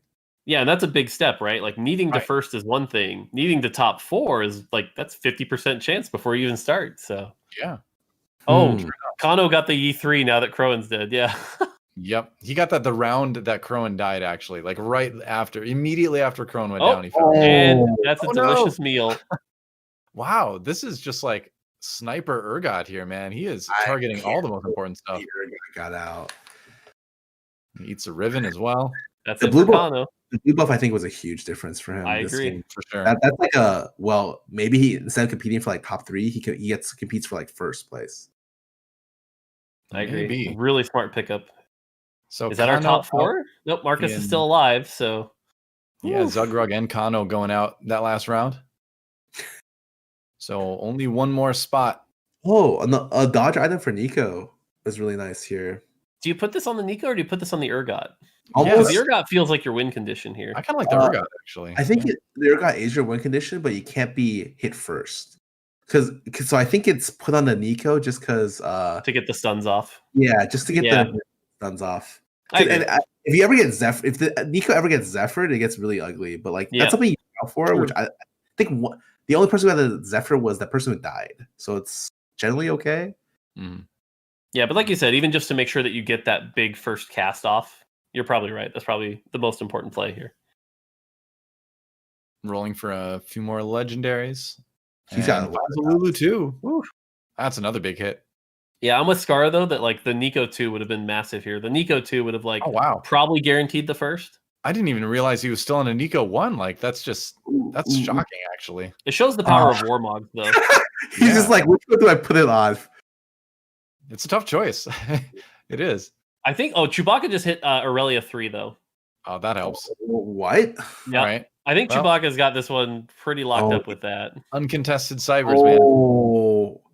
Wait, he still hasn't decided. Okay. Okay. It's fine. You know what? It's fine. It's just personal preference at this point. Yeah, maybe it is the Nico one, but that he made a This is looking kind of close. It is, but that Lulu wall. I think he might lose this. Yeah, he did. He's out. Wow. Oh, no. And he's out in 5th as well. So, no, he's not. He's out in 4th. He got 4th. Okay. So but the big thing here is Marcus just survived. Yeah. That's massive. Aegon's the only person who can win, right? Like both Marcus and Aegon, if they took first, it's over. That's true. So it's very likely that from this position. There's a 2 out of 3 chance now that the tournament ends with this game right here. Right, but Chewbacca's got that Aurelia 3, so it also seems unlikely, but we'll see. I mean, it's so crazy because like if the Aurelia 3 gets stuck on the Mordekaiser, what happens? You know, Aegon's got such a strong board. Yeah, and you're right because if it gets stuck on the Mordekaiser, Aegon did something right there that was really smart. The fact that he didn't go for Cassio 3, and once he hit the Thresh 2 and took out his Gnar, so he has a better bench, is really, really, really intelligent. Because a lot of people would have forced to go both, and it weakens your board strength too much to be able to go for both. Right. I'm curious to see Chewbacca's Aurelia items because that'll really decide how well he's going to struggle against Aegon. Yeah, for sure. Because it looks like Marcus is out. Marcus is out. Marcus ends with 40 points total, which is a great place to be. Yeah, I was about to say that's still really happy to be there because like the fact he top 4'd again is massive. Yeah, that'll be a big if Aegon doesn't win it. Yep. 2 wins. How often do you see this when it's down to 2 players left and they're both win streaking? That's crazy. I don't know if I've seen that. It's Thieves Glove. There's no way he breaks before Vanguard, right? Well, Thieves Glove's Aurelia is good, but nobody else has the Last Whisper. Does anyone have the Last Whisper? No. Oh man, this could be the It could be. The fun thing is double trap claw actually works. So if you break it, you get stunned for 10 seconds. 10 seconds stun. And look, first thing, Cassiopeia stunned for 10 seconds. Yeah, it's actually really annoying to play against, especially for things like this Cassio, for instance. Yep. Yeah, Urgot died. Dead. Yeah. Oh, because he's got the Janna and he's got the Star Guardian buff on the Vayne, so the Vayne's doing true damage. Oh, that is so smart. Yeah, that's huge. Good tech. That is so smart. Yeah, this is looking like Chewbacca's to win. Wait, that's a fun. I was like, why is that more dropping so fast? I'm like, oh my gosh, it's a Star Guardian buff. That's true damage Vayne. Very smart. That's great. Oh. All right. So Chewbacca really, I think, in a great place to win this one now. Can you put in 6 Vanguard? Probably not. I don't think it's worth it because he's up against true damage Vayne. Yeah, exactly. Yeah, he needs Lulu to polymorph the Vayne and then the Vayne to die during polymorph is what he needs. Oh, I see. You're saying because he got the Fawn, he could have gone 6 Vanguard, 4 Mystic. Oh, okay. But even then, again, when you're up against that true damage Vayne, I'm just not sure how much that's helping. Is this ever a swap into? Yeah, he went for the Gnar. Wait, Giant Slayer, Thieves Gloves. Last Whisper's on the bench. You don't want to risk pulling into Gian, do you? Okay, it gets Urgot. That's good. Look at this Vayne, though. Yeah, this Vayne's just going to tear through everything. This is Omega Vayne right here. That was not even close. Ooh. Wow. All right, so it turns out true damage Vayne is pretty good. That guy's wins one for you. Was nuts, actually. Hitting the Vayne pair with the IE plus Vayne off carousel into the 2-5 was too strong. Yeah, that was like how about both of the players that could have won that game getting denied by Chewbacca's there. Yeah, but they both top forward, which puts us in a really interesting position now. Yeah, they could both reach 50 points next game potentially. Yep. Yeah, we'll take a look at the scores in a moment to see where we're at. And there you go. Marcus 35 and Aegon both at 40 points right now. And they're actually pretty far ahead of everybody else. All the players that were at 20 previously have not been keeping up. Yeah, this puts us in a scary spot now because, again, both Marcus and Aegon, whoever top fours hits that 50-point bracket. So for anyone else to have a shot, they both have to bottom 4. Right. And that's real scary. We're basically going to be looking at them and almost no one else at this point because no one else can even get in striking distance. Yeah. So the question then is like, when we get to one of the players, if they both hit 50 at the same time, then it goes to those tiebreakers, right? Yeah, and we'll have to look into that because I haven't been keeping track of where we're at with that. So wait, your tournament, who wins? What's the tiebreaker like? The tiebreaker is most firsts, most seconds, most thirds, and none of them have any firsts. We know that. So I haven't been keeping track of who got second. I know Aegon got second that last game, but I'm not sure how many games Marcus has gotten second, and so we'll have to go through that and double check that. So, yep, we'll get all prepared. We've got a break coming up to figure all of that out before game number 5. But Scara, I believe you're jumping out after this one. Yeah, I'm dipping. Well, then, any final words on the tournament and everything? No, I think it's really nice to be able to cast TFT once in a while. Cool. I think that it's a different thing to kind of see the game with perfect view. And the only thing that I really ask for, from you guys is, where is my goddamn spectator mode more? Please, dear God. The more I watch this event, I really need it because I really want to see. I'm just messing with you. Oh no, I'm with you. Oh God. But I'm with you. The games have been really cool, and I'm happy to see a lot of kind of really nice nuance, especially toward the end with the Star Guardian Vayne last round that made it so it was pretty much impossible to itemize or even play around certain things there. So I think it's really, really cool. Really nice event. So thank you guys, and good luck to the competitors. Yeah, it's going to be a thrilling conclusion. But we're happy you could stop by and hang out for a little bit. Thanks again for supporting the tournament and for being such a big part of the TFT community. So I'm sure we'll have you back on camera soon for something like that. No problem, man. If the winners don't know that I, you know what? Actually, never mind. Forget it. I am happy to sponsor all the tweets. So I'm happy to sponsor the event, and I hope to see more from everyone in the future. I hope competitive TFT does take off in some team-based format, though. I'm not a huge fan of the 1v1 format, but I really would love. I know there's some writers watching, like 2v2 or 4v4. I hope that that's the format going into next year. Good to know. Well, that'll do it for this point. We're going to take a quick break, guys, and when we come back, another game, potentially the last game. Who knows? So don't miss it of Mortdog's Top 4 Madness. We'll be back in just a few.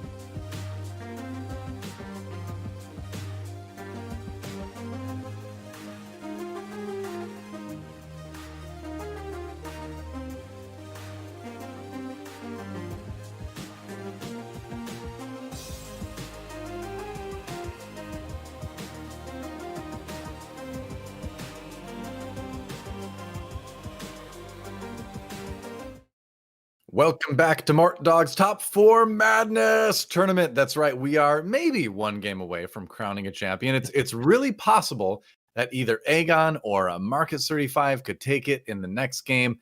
But yeah, it's kind of coming down to those two really more than anything else at the moment anyway. Yeah, I mean, they certainly have a very large chance. If either one top fours, then they're going to, end the tournament. But if they don't, there's still a chance for KCI, Khroen, Uso, and Chewbacca to then come in top 4, get to that 30, and then they're just as much in the running. Yeah. So, one game could swing this. The pressure is on here. But yeah, it's looking really tight. Unfortunately, Zugrug and Khan, I think, are pretty much out at this point. But we'd have to go to like 9 games or something like that at this point for them to win it. Like, I don't know. I didn't do the math as usual, but it'd be a lot of games. It'd be pretty tough at this point. Hey, props to them for making it to the finals lobby at least. Again, like we started with 128 players. That is a lot of games to keep your focus through to get to this point. So anyone who's in this top lobby is definitely a top player. Yeah, all 8 of these players are top players and have definitely proven themselves to get this far. And I'm glad they're all going to walk away with something here. So because they all deserve it, and they all deserve the recognition for making it this far through 128 of the best TFT players across the world. So yeah, it's been a really cool tournament. Either way, we're going to get started with the 5th game as soon as it finishes loading. We'll see what galaxy we end up on. We'll see if people continue to force Blade Masters. You and I were talking about this a little bit going into the break as we start off with Marcus's view. Oh, and it's a super dense galaxy. Just going to say, I want to see a super dense, and here we are. Interesting. Why did you want to see a super dense galaxy? Super dense, just it's a bit more accelerated because there's an extra champion on the board.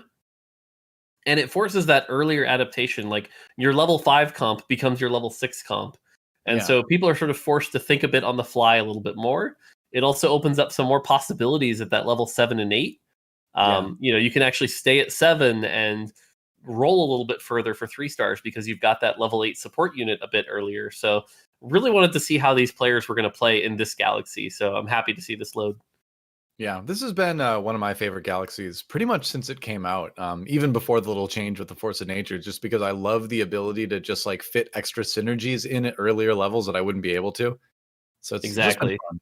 Yeah, exactly. There's so many fun combinations. 4 Vanguard, 4 Mystic can turn into 6 Vanguard, 4 Mystic in the late game.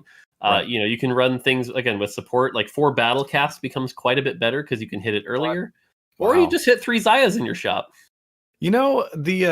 The Zaya carry is still strong in the early game, and he did start with a sword, so you can make this work. When we do still see Shredder once in a while, we see the Celestial version, but we also still see the 6 Blade Master version a little bit. Not since the rise of Master Yi on the Blade Master side, but Shredder's still out there. Throughout this tournament, especially in the 128 and 64 player parts of the bracket, we saw Shredders win lobbies. We saw Shredders do pretty well. The 6 Blade Master version where you run the 3-star Zaya. And that's the thing. Again, Marcus only needs to top 4 here. That's all he's really aiming for. A first is definitely good, but a top 4 is pretty good too. And this comp could do that, especially IE already. Yeah, and he can just pick up an Alawi too, because it doesn't necessarily fit in with his composition, but it's not a bad thing because it's still a second 2-star this early in the game. So like you mentioned, all he needs is top 4 to put himself in contention to win, and having 2 stars early on this early definitely helps you do that. Yeah, this is looking like a strong start for Marcus. Quick clarification, by the way. So if Aegon or Marcus first, they win the tournament. Pretty cool. Right. If Aegon top 4s, he wins the tournament on the tiebreaker between Marcus. If Aegon doesn't top 4 and Marcus does, he wins the tournament. And if neither top 4, we have another game to play. So yes, there's a lot of possibilities, but basically, Marcus and Aegon are the ones who have the chance to take it all right here. So we're going to be focusing on them for most of the lobby, I would say. Yep. And again, this strong start. He doesn't have any Blade Masters or a Jarvan to support this Zaya, but an early 2-star Zaya with an Infinity Edge is real strong. Although I'll be curious, is he going to lock the Infinity Edge? Yeah, I don't know. I mean, it's an item that you can use in a lot of different compositions. So, why not, right? But, I think one of the things holding him back a bit is that he needs the glove for Last Whisper, because if Zaya doesn't have a Last Whisper, True. she just struggles with all those Vanguards. So locking in the Infinity Edge early can be a bit of a trap. Whereas if he gets the Last Whisper and then, say, a Deathblade, that's probably a better alternative. Yeah. And now we saw kind of what his mentality with it was, where it's like he's willing to build it if it will win him the round, you know, where otherwise he'd prefer to wait. So he finds a Jarvan. That's going to be something that'll go along nicely. You can see him setting up the Protectors, the Celestials on the left side of his board. There's Cybernetics on the right, because you could pivot to that pretty easily out of this as well. But yeah, which is real smart, keeping his option open. So yeah, I think we're going to see him hold off on the Infinity Edge unless he needs it to win a round. Yeah, so we'll see. Oh, selling. Interesting. Wants to get that level. I mean, he's got 3 2-stars. 3 2-stars is such a strong start. And if he can turn this into a win streak, again, all he's looking for is like top 4 will make him real happy here. And so pushing for that, I think this is a smart play. Yeah, I agree. It lets him get the brawler synergy online, which 2 brawlers early on is strong. That amount of HP is pretty significant. And, you know, anything, like you just mentioned, to get him in that top 4, playing against jogo TFT right now, it looks like, who has a strong Mordekaiser. But yeah, small thing to call out here too is he is playing the 2-star Alawi, which most people don't think is like a great combo here. But that 2-star Alawi ult does steal the defenses from the front line, allowing the Xayah to shred it even faster. So even without the Last Whisper, the Alawi's not a bad play here. That's true. Yeah, that's something that people kind of overlook a little bit with Alawi sometimes, is that her defensive stat stealing doesn't just benefit herself, but it benefits all the damage dealers on her team too. Exactly. And so, yeah, using that with the two brawler sort of the generic, like, most effective health. You know, if he runs up against a magic user, this is better than Vanguard. And since they're 2-starred, it's better than those protectors he had earlier. So he's definitely playing to, like, have a strong start. The trick will be, though, with bows in such high demand, because again, he wants that Last Whisper. Yeah. And we've seen so many Blade Master players, it's going to be difficult for him to get a bow on a carousel, I think. You know, funny enough, he took a look at Khroen's board during the setup for this round, and Khroen had 2 Master Yis already and a bow on one of them and a Shen with a Redemption. So he's not pivoting. He is a Blade Master or bust today. Yeah, I'll admit, I wish Khroen was trying out some different stuff, but clearly, like you said, he's coming with a plan and hoping to execute on that plan, and we'll see if it pays off. I mean, Cronin as well is one of the players in TFT that has pro gaming experience in different esports already. So he's had experience coming into finals where, you know, he's done the prep, right? You do the prep, you find what you think is going to be the best solution, the best strategy to win it for you. And, you know, he knows the dangers of changing your plans mid-match too. So it seems like he might be a little bit inflexible, but you can kind of see where that mentality comes from for sure. Yeah, that makes a lot of sense, right? Because, like, maybe if you try to pivot to a comp you're less familiar with, you do even worse than had you just stuck with your game plan. So that makes a ton of sense.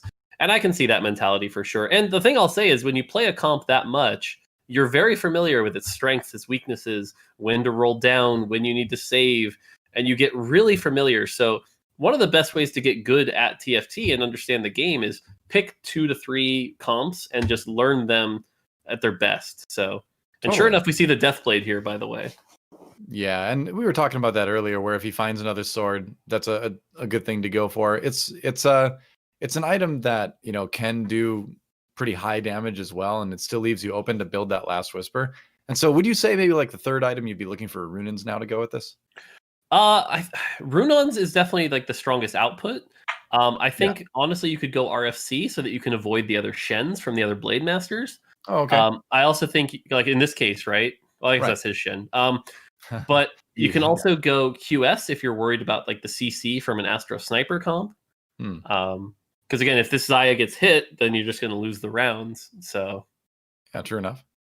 So KCI on the other side of the board there, a player that actually won the first 2 games of the day, took 2 firsts in a row, and then has not top 4 since then. So KCI dropping off a little bit after starting really strong. So if anyone can come back and you know, make a run at it, you know, if Aegon and Marcus don't finish top 4 this game, it'd be a player like KCI.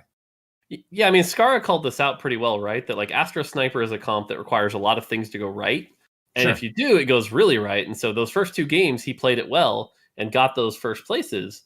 But we haven't seen him do as well in the second 2 games. And so that's part of this top 4 format, is maybe playing an inconsistent comp like that can backfire. Yeah. Wow, Khroen already on a win streak and 100 HP at the beginning with his Blade Master. And if you're a Blade Master player and you start off with a win streak like that, that is a good sign that you might end up winning the lobby. So we'll see how that goes. For now, we're swapping over to Aegon, though, who is another one of our players that has a chance to win the whole thing right here. Starting off with 4 Vanguards, but I really like that you can just add Rumble in as just a strong unit to play in the early and mid game now. Yep. This is a strong board, and we're going to see a lot of power. We talked about 4 Vanguard early. Getting 4 Vanguard this early is a very good top 4 win, composition. Yep. And so Aegon both Aegon and Marcus right now are looking poised to lock in that top 4 that they need. So it's just going to come down to the question of, can one of them seal the first place, or can anyone swing it? Because like Zugrug and Aso can still turn this around with their good loss streaks. So yeah, they can still play spoiler a bit. Yeah. But you can see if you look in the top left of Aegon's screen right now, he's been tracking his scores. And so those 2 second places are what's going to give him the tournament win if he and Marcus end up both top 4ing this game, but neither win. Neither take a first, because he's got the first, the tiebreaker of more second places. Exactly. Now, if he is going this 4 Vanguard, what we've seen from Aegon that's really nice here is he can flex this into the Mystic version with Cassiopeia. He can flex this into the Sniper version. He's got that Teemo in his shop. But he doesn't have the Nautilus yet, so he's maybe staying away from that version right now. Mm-hmm. Oh, there's a Morellos. Yeah, he has the Mordekaiser, or the Morellos. Yeah. But the lack of tiers here, again, we're finding a situation where if he doesn't hit that blue buff, that might be a really risky play. Yeah, and you can see he doesn't even bother picking up the Teemo, and a lot of people would be like, oh, early Teemo, there's your chance, you've got a Morellos and all that, but you have to think about what would that make your board stronger, really? Yep. And at this point in the game, just a Morellos on a Teemo 1 would cast very slowly, and you wouldn't get a lot of benefit out of it. Whereas a Rumble can sit in the front lines. You know you're going to get at least 1 ult. You know it's going to hit a lot of people. And so that's still going to be your stronger board. And you can always find a Teemo later. Yeah, Aso, this Rumble is going to shred. But I also want to call it here, Aso has the Cassiopeia and is in a similar lane. True. So it's going to have to be really careful for Aegon here. Yeah, that board is a little bit ahead of his as far as items go, at least. Woo! That Jhin. We are barbecuing now. Yeah, no kidding, man. The demolitionist spat nearly won him this. Might. No. Close. Oh. I thought I was going to be wrong for a second there, because he got yet another stun from that Ziggs. Oh, Ziggs too. That's actually a nice little buff for what he's running right now. Yeah. Not bad. He's calling out that Aso has 0 econ right now. So Aso is rolling down pretty hard for whatever it is he's looking for. Yep. Meanwhile, Aegon's sitting on a nice, comfortable, 50 gold, hits the Ziggs here. So pretty risky of Aso to do that and have 0 econ at level 5 here. Yeah, I suppose from Aegon's perspective, if you buy this Ziggs, you're putting yourself at 49 gold, and then it's kind of, you kind of need to win the next round to get back up to 50. It's only 1 gold, but where economy is your focus right now, it does hurt a little bit. So he's hoping to really win this one. Yeah, I think that extra spell damage on the Ziggs, though, can make a difference in these fights, though, and I think you definitely have to take that chance. Because he thinks he's going to be running Demolitionist for quite a while here. Oh, the Fiora dodged the bomb with her ability, but it doesn't look like it's going to matter in the long run. Yep. Yeah. So interesting, these are the top 2 players fighting, and Aegon winning while down a level. Yeah, well, we were both going to say the same thing where it feels good for Aegon to get a win over Marcus, because it really is a duel between these guys in this particular lobby too. Yeah, and I mean, not just winning the duel, but again, while also down a level, because Marcus only had 20, 30 gold there, whereas Aegon's sitting comfortably at 50. He's got to be feeling pretty good, but he still hasn't really figured out what his transition is here, and so that could be a bit of a problem here unless he hits whatever he's going to transition into. Yeah, and we're getting to the point in the game soon where this early board is not going to be able to keep carrying him like it has. The board strength is going to just pass this soon. Yeah, exactly. We're going to see like Jhin start to one-shot that Rumble. We're going to see, Shakos that could come out, Syndras, things like that. So yeah, he's got to figure out something here. Yep. Oh, the Ziggs is kind of stuck on the Poppy, which is unfortunate. But man, the Rumble with the just AoE stun of the Demolitionist buff is so good. Yep. Yeah, it took a long time, but people are starting to figure out that Rumble's base stats and spell are really strong. So yeah, It was 3.5, right? The first 3.5 patch that had the buffs to the mech pilots, wasn't it? Yeah. Yep, exactly. Yep, that's when he started getting stronger. But you kind of get it ingrained into your brain for a long time, where it's like, oh, well, I don't really play him unless I've got the mech, But that's definitely not the case anymore. Exactly. And so, yeah, we see a pretty standard carousel here. And again, it's going to be really interesting to see what Aegon goes for. His choices are going to be limited. He's got that cloak, could go for a Dragon's Claw to make a very tanky Jace. He's got the armor on Rumble, could go for a Bramble. Yeah, interesting. Looking like the Dragon's Claw. Yeah, late game, we've seen a lot more magic damage than physical damage from the players in this lobby specifically. So that's probably, he's already thinking late game, I think, and that's probably going to be more of a benefit. Yeah, and I talked about it a bit with the way mana generation works. If you're running 4 Vanguard, you're already gaining plenty of mana from the physical attacks. The Dragon's Claw is going to allow you to do the same from the magic attacks. And so having a 4 or 6 Vanguard with a Dragon's Claw is just someone who's going to cast a ton of spells and be very difficult to kill. Totally. And he puts it on the Mordekaiser. He's maybe the Mord is the priority carry now for his tanks after last game. Again, if he's playing the top 4, that's really smart, right? Because it's already 2-starred, whereas a greedy player might try to wait for the Jace to keep that Jace alive. So this is a smart play. And again, Aegon showing that he knows how to play for these top 4s with a lot of consistency. Well, it was, 1 or 2 patches ago that Mord got a bit of a buff? I was trying to remember exactly when that was. But since that happened, even just 2-star Mord with no items has become a pretty legit early carry.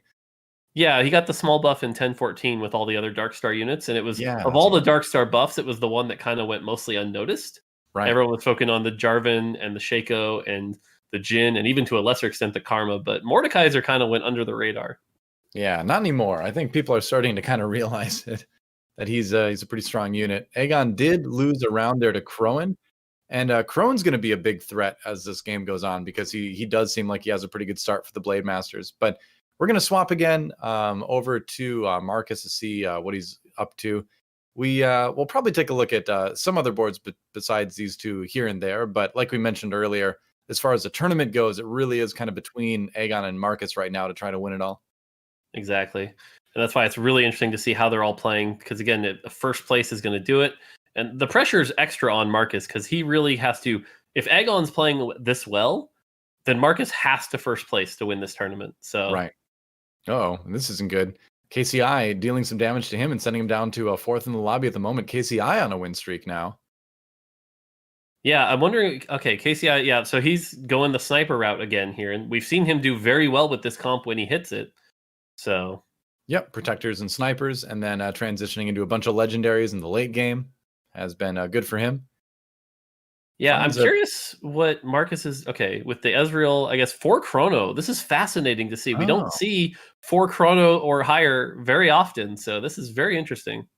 Yeah, I mean, just trying to power up that Vayne, I guess, but it feels like it's one of those situations where like it would be a lot better if he had the Vayne 2. The fact that he only has the Vayne 1 means that his carries just like aren't that strong right now. I think what we're seeing is that he wanted to go cybernetic. Yeah. And unfortunately, he's still got a 1-star Leona, hasn't hit many of the other units, and is struggling a bit. So we'll see how he can pivot this. Does get the Last Whisper, though, so that's big.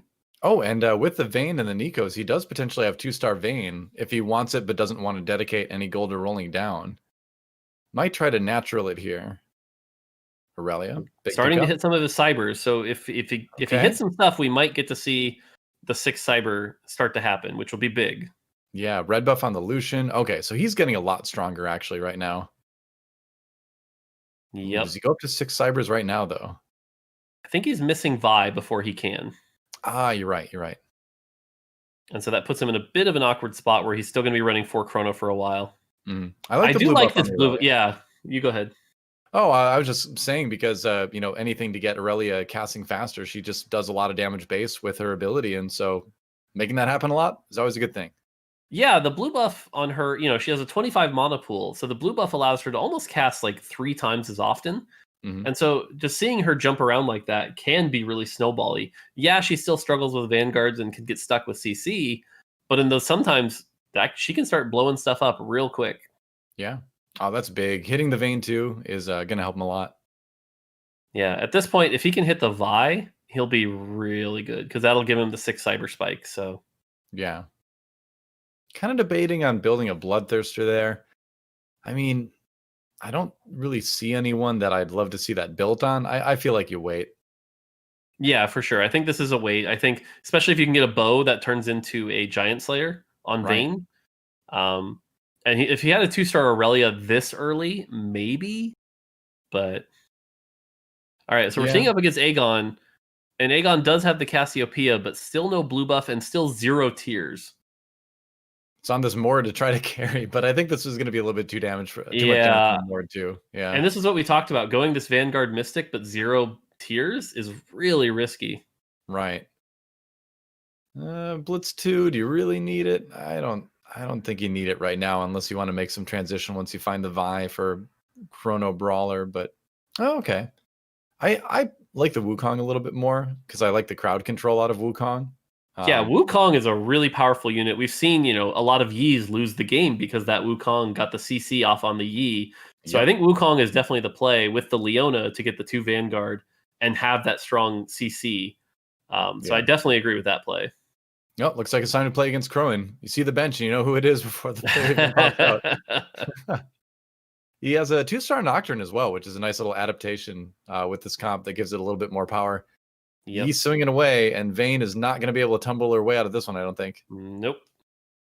Yeah, very well played by Cronin. I mean, again, we've seen that he knows how to play this comp, and he's playing it well and had that good start. So he's 1 away from Shen 3, it looks like. So yeah, and that'd be early for him because he's a lot of games he's played today. He's really kind of struggled to put the Shen 3, the Yi 3 together. But when he's found those, especially the E3, that's made a big difference. So if you can get that going earlier than usual, even better. Yeah, I think it was KCI when they were scouting. I could be wrong, but someone there had a Jarvan with 2 Warmogs, and that is a really good front line. So that was a lot of health. Yeah, a lot of health, and those protector shields scale up with the Warmogs. So you get some real big protector shields, which again, going back to the mana generation, allows him to get the mana before the shield drops to cast again. And that can create a very strong front line for whoever that was that had that. So, yeah. Well, we're gonna move over and watch Cronin for a little while.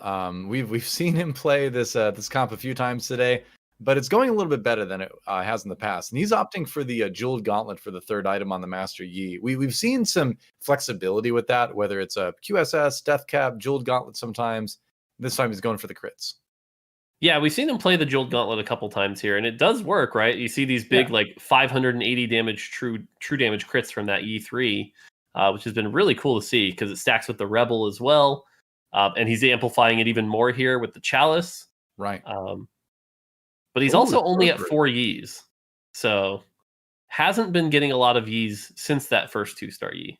Yeah. Look at the damage, though. Although heal comes through, but he's going to need to survive that. I think he's got this. He's got it. Yep. Yeah. All right. Close call. Props to zugrug for breaking out the sorcerers there. But it's a good way to take a bottom 4 right now, I think. Yeah, it's always nice when you beat somebody who's a level higher than you as well. So, but yeah, the redemption coming in real big for Khroen there. Yep. Aegon getting a win against Chewbacca looks like elsewhere as we watch Khroen's view from scouting. Yeah, so again, he really wants to hit this Shen, which would be a big defensive burst. Right. But being this far away from the Yi, I think he's going to struggle quite a bit. Yeah. And this is a point, too, where you probably just want to save your gold for a little while because you can still find that 35% chance for the 3 costs at level 8. I believe. I'll also call out 4th through 8th is looking really tight, but Marcus is not in the top 4 right now. Yeah. And if Aegon finishes top 4 and he doesn't, then that's another way this tournament is just plain over. Yep. Aegon is a champion. Yeah, so Marcus has definitely got to step it up, or everyone's got to figure out how do we get Aegon to not top 4. And him sitting in first right now, that's scary. Operation Get Aegon will be underway then. Pretty much. Mech, look at this mech with the double Titans Resolve. What is this? Like patch 10.9 or something like that? I mean, this has been taking off. We've seen some of the Titans Resolve Celestial mechs become quite strong because it amplifies the heal and just gets him back to full repeatedly. Yeah, it's been a good item on mech for a long time. It used to be kind of like the item of choice for mech for a while early in the set. Yeah. Yeah, that's a fun one. We're seeing a pretty good diversity of comps here. A lot of sorcerers, a lot of blue buffs, things like that. ASO, who we saw do the roll down early, unfortunately is sitting in last right now. So not sure where they're at exactly, but clearly that hasn't paid off early. So yep, on the verge of being eliminated in 1 or 2 rounds here. Yeah, a bit unfortunate. We'll see what he finds. Okay, so he finds like an Infinity Edge, which can be extremely useful, obviously, in this composition. Like old school me thinks GA on the Yasuo, but that's not really. That's kind of fallen off a bit. It's funny you mentioned both those, but I'm pretty sure this is just a Shroud. And the reason is, especially with this comp, you just need to slow down their burst so that your Yi can get going. True. And Shroud has been such a popular item to do that. I almost guarantee this is a Shroud, probably on Shen. Well, especially with Shen 3 being completed now, that is an ultra strong front line for Khroen. Yeah, so that Shroud combined with that Shen is giving Khroen that front line he needs to buy the time. I'm still a little worried that this isn't like a top 1 comp because of the lack of E3, but we'll see. Mm-hmm. He's got time at least. I mean, this board should be able to sustain him long enough to maybe find it. We'll see. Yep. And this is where I advocate in a meta like this that like perhaps your Jhin and or Vayne needs an RFC, right? Because if you can ignore that 5 seconds of dodge, you can win these comps. True. Ooh. That was super close. That was close. Chewbacca takes a hit. But yeah, you raise a good point too, that like at some point you need to start to think about the dodging coming in on the other side and the RFC benefit from that. Yeah, combined with the fact we also see a lot of like dodge mechs being built. Shroud in general is giving 20% dodge to most tanks. The value of RFC goes up quite a bit. And so yeah, even on your sniper Jhin that like doesn't really need it, sometimes it's worth, thinking about. So yeah, if you can just one-shot the Yi, then no more worries, right? All right, let's see. Exactly. Aegon's still number 1 in the lobby right now. Cronin number 2. Marcus 35 continuing to fall a little bit farther behind. Sub 30 HP now. So Aegon may just start to be running away with this. I will call out, though, that Aegon has dropped 20 health since we last checked on him. So Aegon also might start to tumble down. And I'm pretty sure he didn't hit the blue buff Cassiopeia. So that might spell disaster for Aegon as well. It's turning into a close lobby. KCI taking a shot from Khroen as well. I like how he moused over. He did 9999 damage there. That was perfect. I love it. Just right. Mordekaiser. Yeah, Aegon's having to really rely on this Mordekaiser because he doesn't have the Cassiopeia. And sometimes it's working, but other times it's real bad. Yeah, that's interesting to see, though. This is the first day I've really seen a player focus on Mordekaiser really intentionally for multiple games as their main tank carry.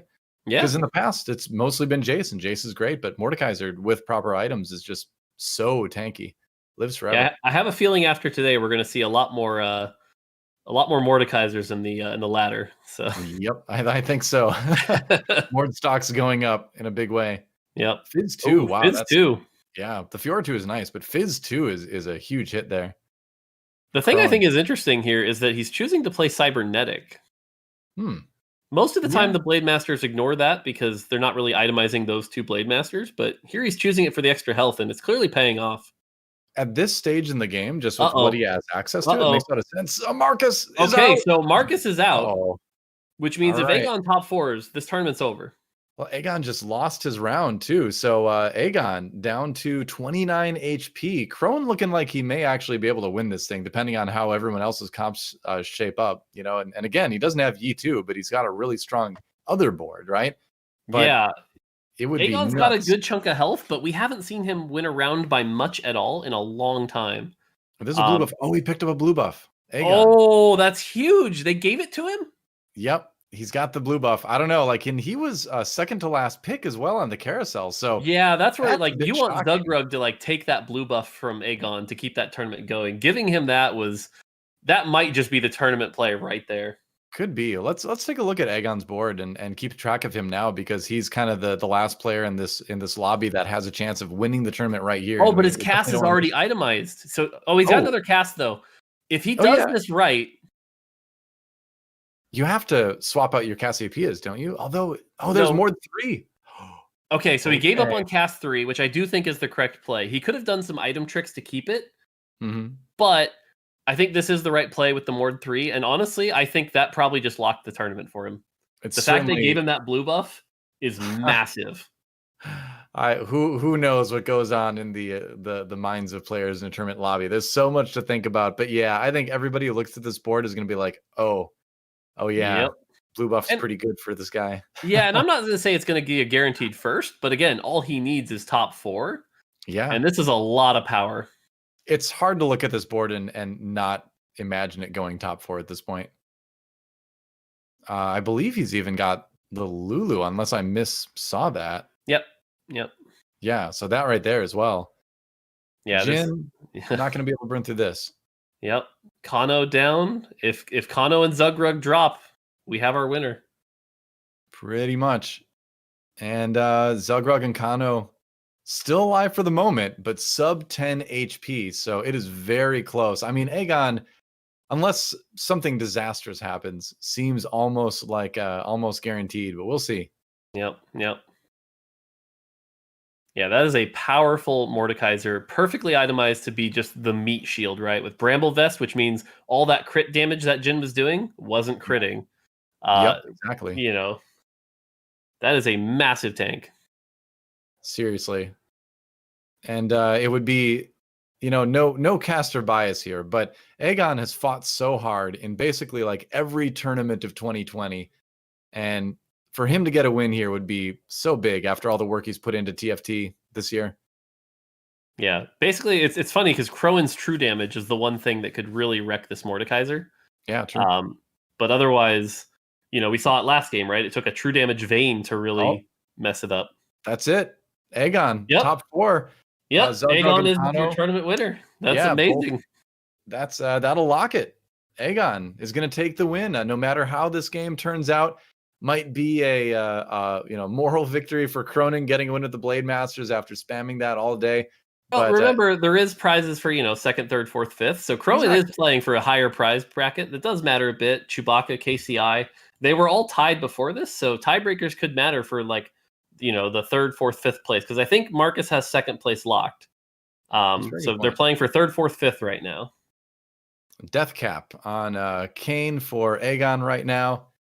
And that could go in a number of different places, but I mean, he's got to be just like thrilled at the moment. I even feel looking at his mouse, I feel like his mouse movements show me his excitement that knowing that he's got it locked now. Yeah, it'll be really cool. I'd love to see him win this game just to kind of go out on top, like super on top, but we'll see how it plays out. Get the 50 points and the first place. Mm-hmm. Well, let's see what he puts in for his 9th unit here. I guess what? TF for Chrono? No, Victor for battlecast. Yeah, I suppose that powers up your carry a little bit more, doesn't it?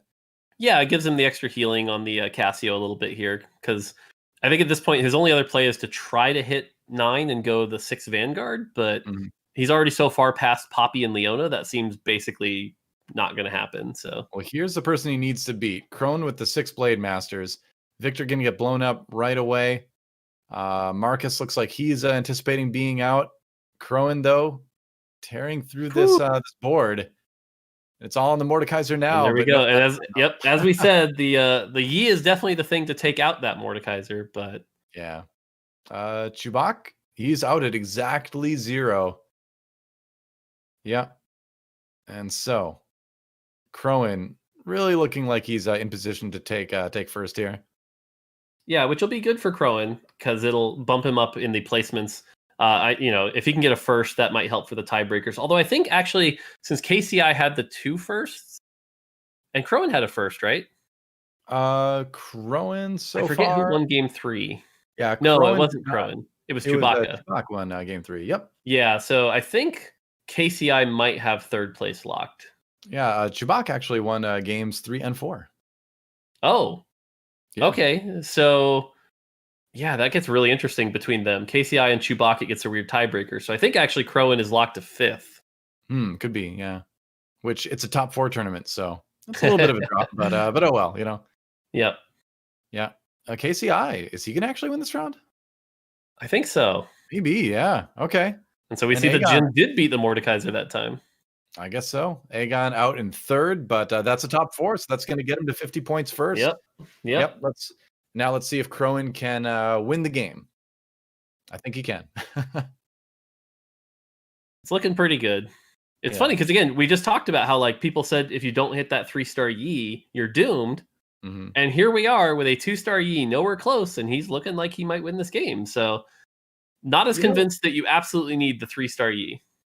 What's interesting is I feel like this lobby's strength overall was a little bit lower too. Like we didn't see anyone really get like the big legendary comps online or anything like that.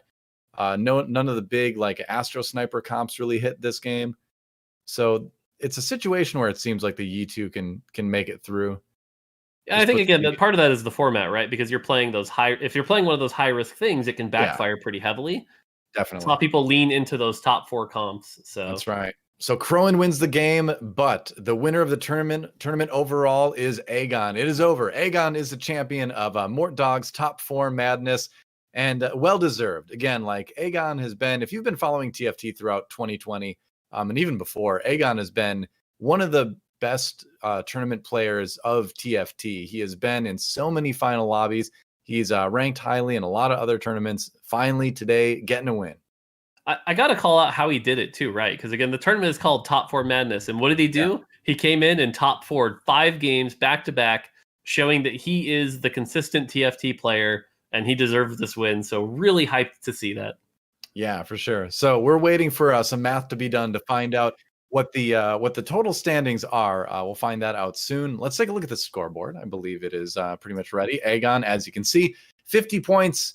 He did it 4 top 4s in a row against a lobby of this caliber is really impressive. And so because of that, he gets the win. Marcus so close at 40 points, but not quite doing it. KCI and Chewbacca, 30 points apiece for them. Khroen, 30 points, but down in 5th, it looks like.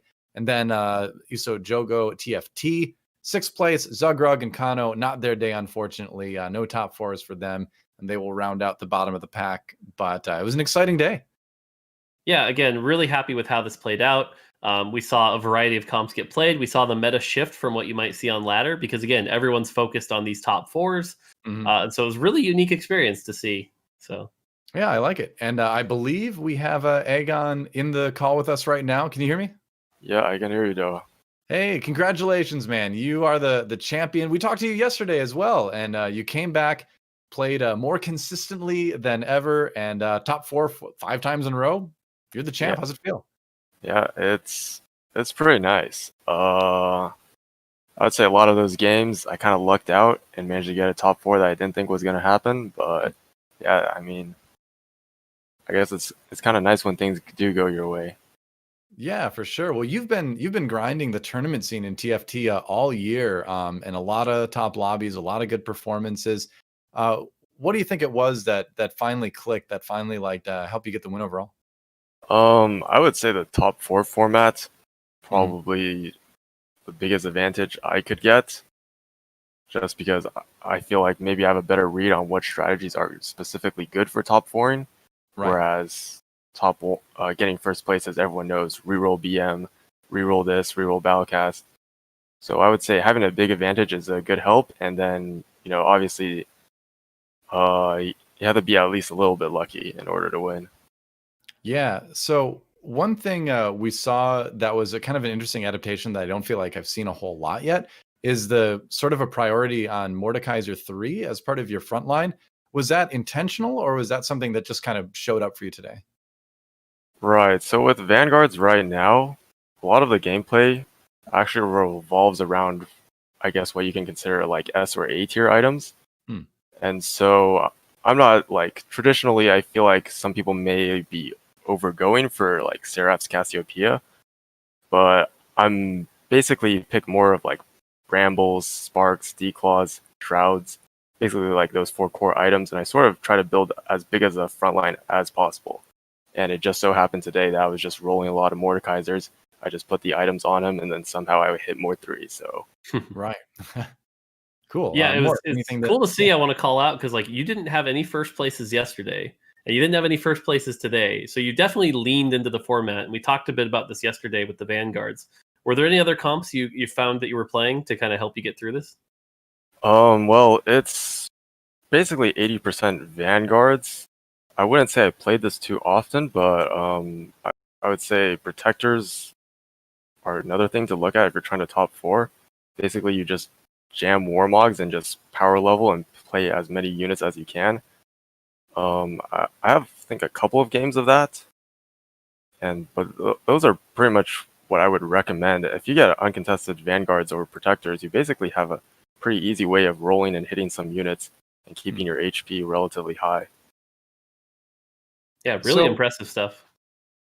Yeah. So what one thing I wanted to ask is how is the vibe different in a tournament like this compared to like the ladder? Because in the ladder, it's similar in a way that you essentially win if you get top 4, as in you gain LP rather than lose LP. Where this tournament, you kind of need top 4 to just gain points as well. Do you feel like this tournament format was closer to the ladder or farther away, or how do you think the two kind of relate to each other? I would say it's pretty far away from ladder. And so, first of all, just thinking back to like one of my rounds, I think I started off with an 8th place, and then I got out of the groups by going like 4-3, 4-4. And so on ladder, that would be, if you got an 8th place, but then you top 4 at 4 games, you'd probably be still down LP. Yet I managed to advance from that group. True. So I'd say it's kind of like, number one, it's a little bit more relaxing to know that you're either winning or losing, but also it is really nothing like ladder because you're not too worried about popping off, having an insane RNG streak where you start winning every single game. Sometimes if you just get a standard board and get 4th place, on ladder you get +1, but in this tournament you get 10 points and you're moving ahead. Okay, interesting. Yeah. So I want to call out one of the other comps we saw a lot of was Blade Master. Is there a reason you kind of avoided that comp? Well, for one thing, if other people are going for Blade Masters, that kind of means that, I don't want to get involved. I don't want to start contesting. And so if I just kind of have a good thing going with Vanguards, then I'm not going to try to go out of my way to try to contest. It's probably a good idea. Yeah. And it didn't seem like a whole lot of people were contesting Vanguard Mystic today either. And even if they do, it's one of those comps that can kind of be, support a couple different players in the lobby. Yeah. So I guess one last question for you here. So you're the tournament champion. You stream a little bit, right? Yeah. A few hours every day. Right. Okay. So any shout outs you want to make to the community, to the fans out there? Well, obviously catch my stream. I guess I'm AgonTFT. And shout outs. I think everyone wants me to shout out my plushie, but the thing is, it's like 45 days out, so I don't know how long you'll be interested. But I mean, you can see my emotes if anyone wants to use them in chat right now. Well, there you go. All right. There you go. Yeah, the plushie will be out in. I mean, if you follow my stream, you might be able to know. That's pretty much it. All right. But yeah, thank you for having me. Hey, no problem, man. Thanks for stopping by. Thanks for playing so well. Aegon, you're champion of Mortdog's top 4 madness, TFT and plushie extraordinaire. And we'll catch you next time. Thanks for coming by. Congrats on the win. Congratulations. All right, thanks for hosting Mortdog, and thank you for having me. Yeah. All right. Well, there you go. Aegon is a champion. He is the one who walks away with $2,500 for first place. But more importantly, the bragging rights, right? Because we're in that area of TFT where esports organizations out there are figuring out, if/who they want to pick up for auto battlers for TFT, more than anything at the moment, obviously.